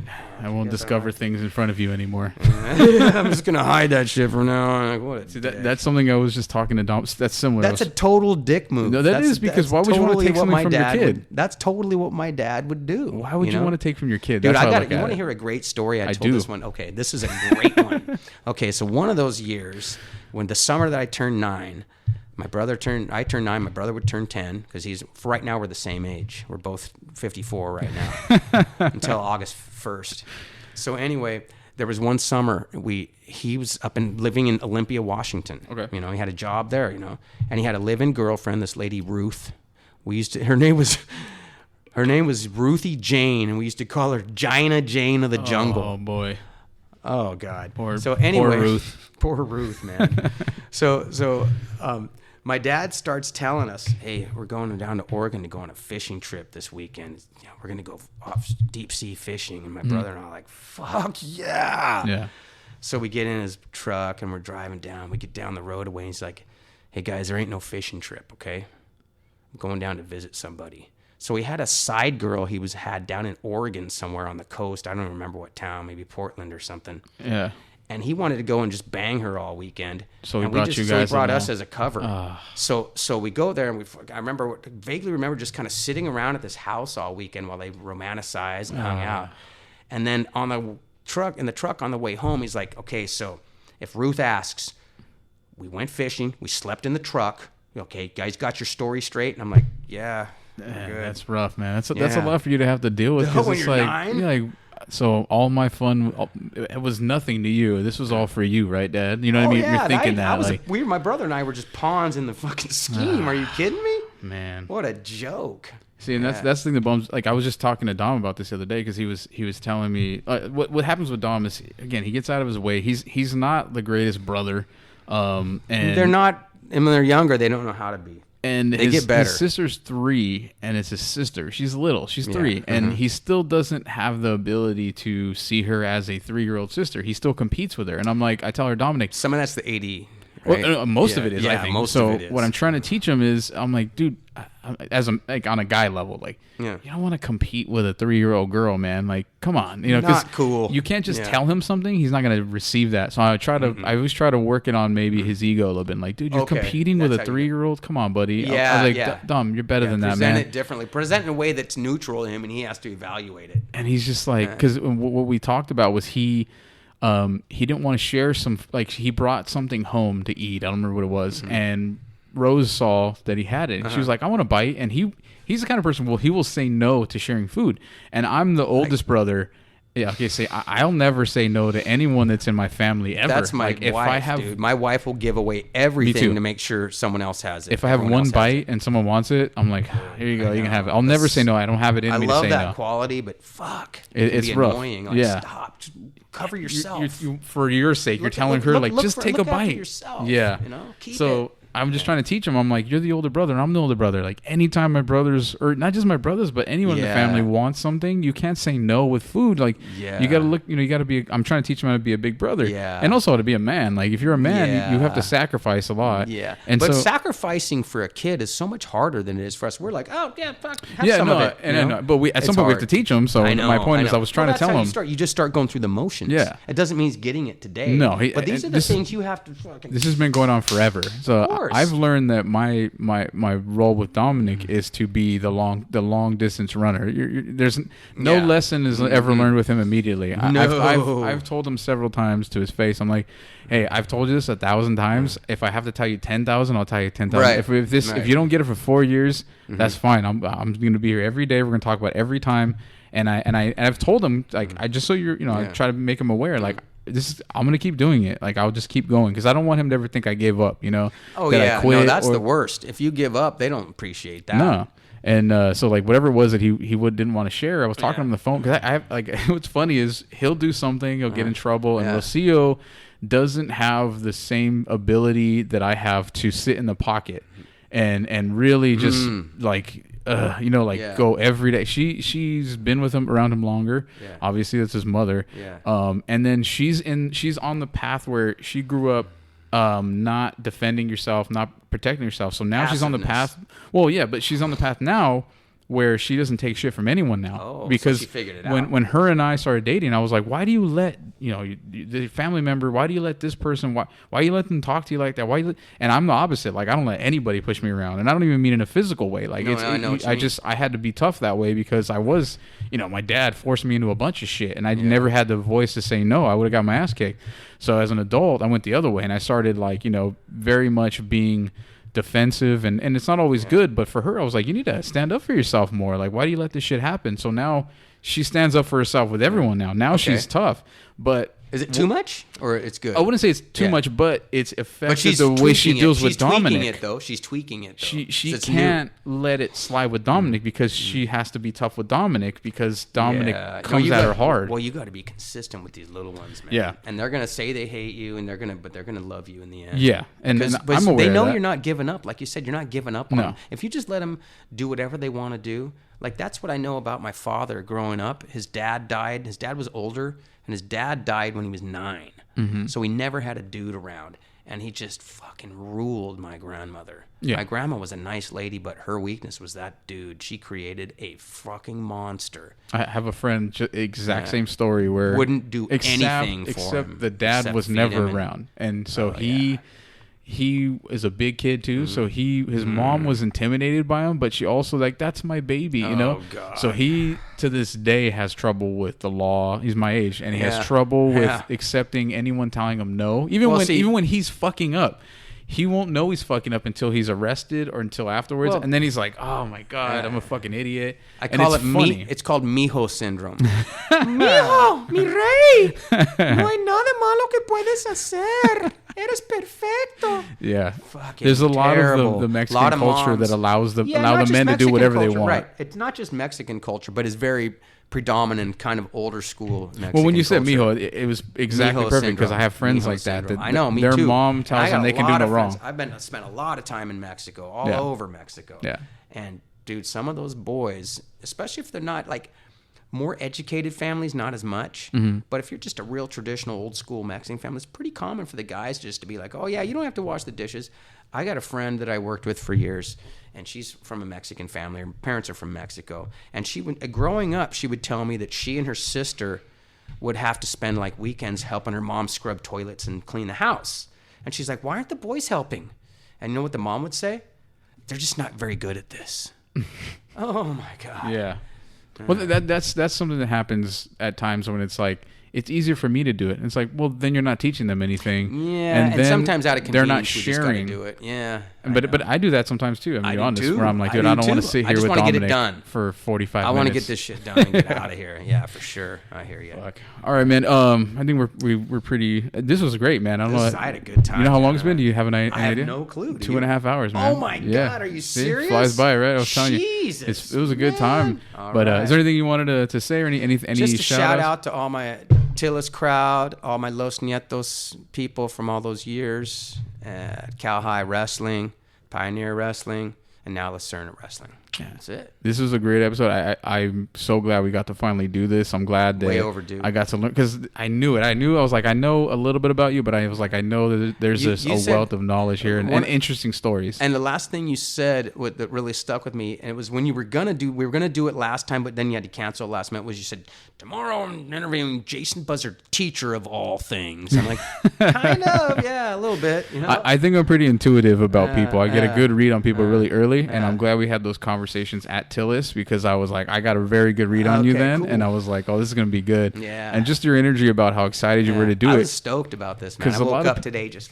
A lot of people try to mask their excitement with, yeah, it's whatever. And I'm like, cool. motherfucker, I know you are shivering right now. You stop it. Whatever. But that's part of of it. the... You guys want to talk to me, ask me questions. Yeah, I'm a pretty big deal, so if you want to get me on. Kind of the shit, you know? But, stinks in here because I'm the shit, yeah. I appreciate you being on. I appreciate you opening up. I appreciate you elaborating on the stories because the stories were fucking great. And I know that the Tillis group and the wrestling group and the kids that are listening to this are going to be like, holy shit, I didn't know that about him. And the stories are awesome, man. Like, I mean, I'm pumped to listen to this one again and go back over it because it's gonna be good. I'm happy your kids are gonna get to watch it and Kimmy, listen to it, and this is cool stuff. So we'll definitely have you on again. Cool, yeah, let's do it, and maybe I can get Kenji Yasugi in here. That would be great. Be fun. We can. And what I'd like to do is have like I'm glad this is just you and I, so I can get all of your stuff out, and the next one it's like, okay, now we talk as a group. So I don't, because I was. Right. I definitely made it a point to not have anybody else on this one because I was like, I don't need to. You got a pretty good understanding. Absolutely. Buzzsaw. Yeah. There was one of my friends commented on the post, that creepy post about your happy birthday. He's like, Buzzsaw is like the coolest fucking nickname I've ever heard. I'm like, yeah, and he loves it too because I know the first time you text me because I gave you my number. I was like, text me. You just text Buzzsaw. In college, some of my teammates, it's just a word thing. It's a nomenclature type thing. So my friends started, and my college wrestling team would call me that. And then Javier Vasquez started calling me that when I trained at Jiu-Jitsu. Now they just all call me that. I mean, if you have Buzz in your name, your actual name, there's so much to do with that. I love my name, man. Buzzard. Bang. Get at it. Thank you guys for listening. Thanks, guys. And we'll have them back on. Let me know how you felt about this one. I appreciate you listening and watching. See you later.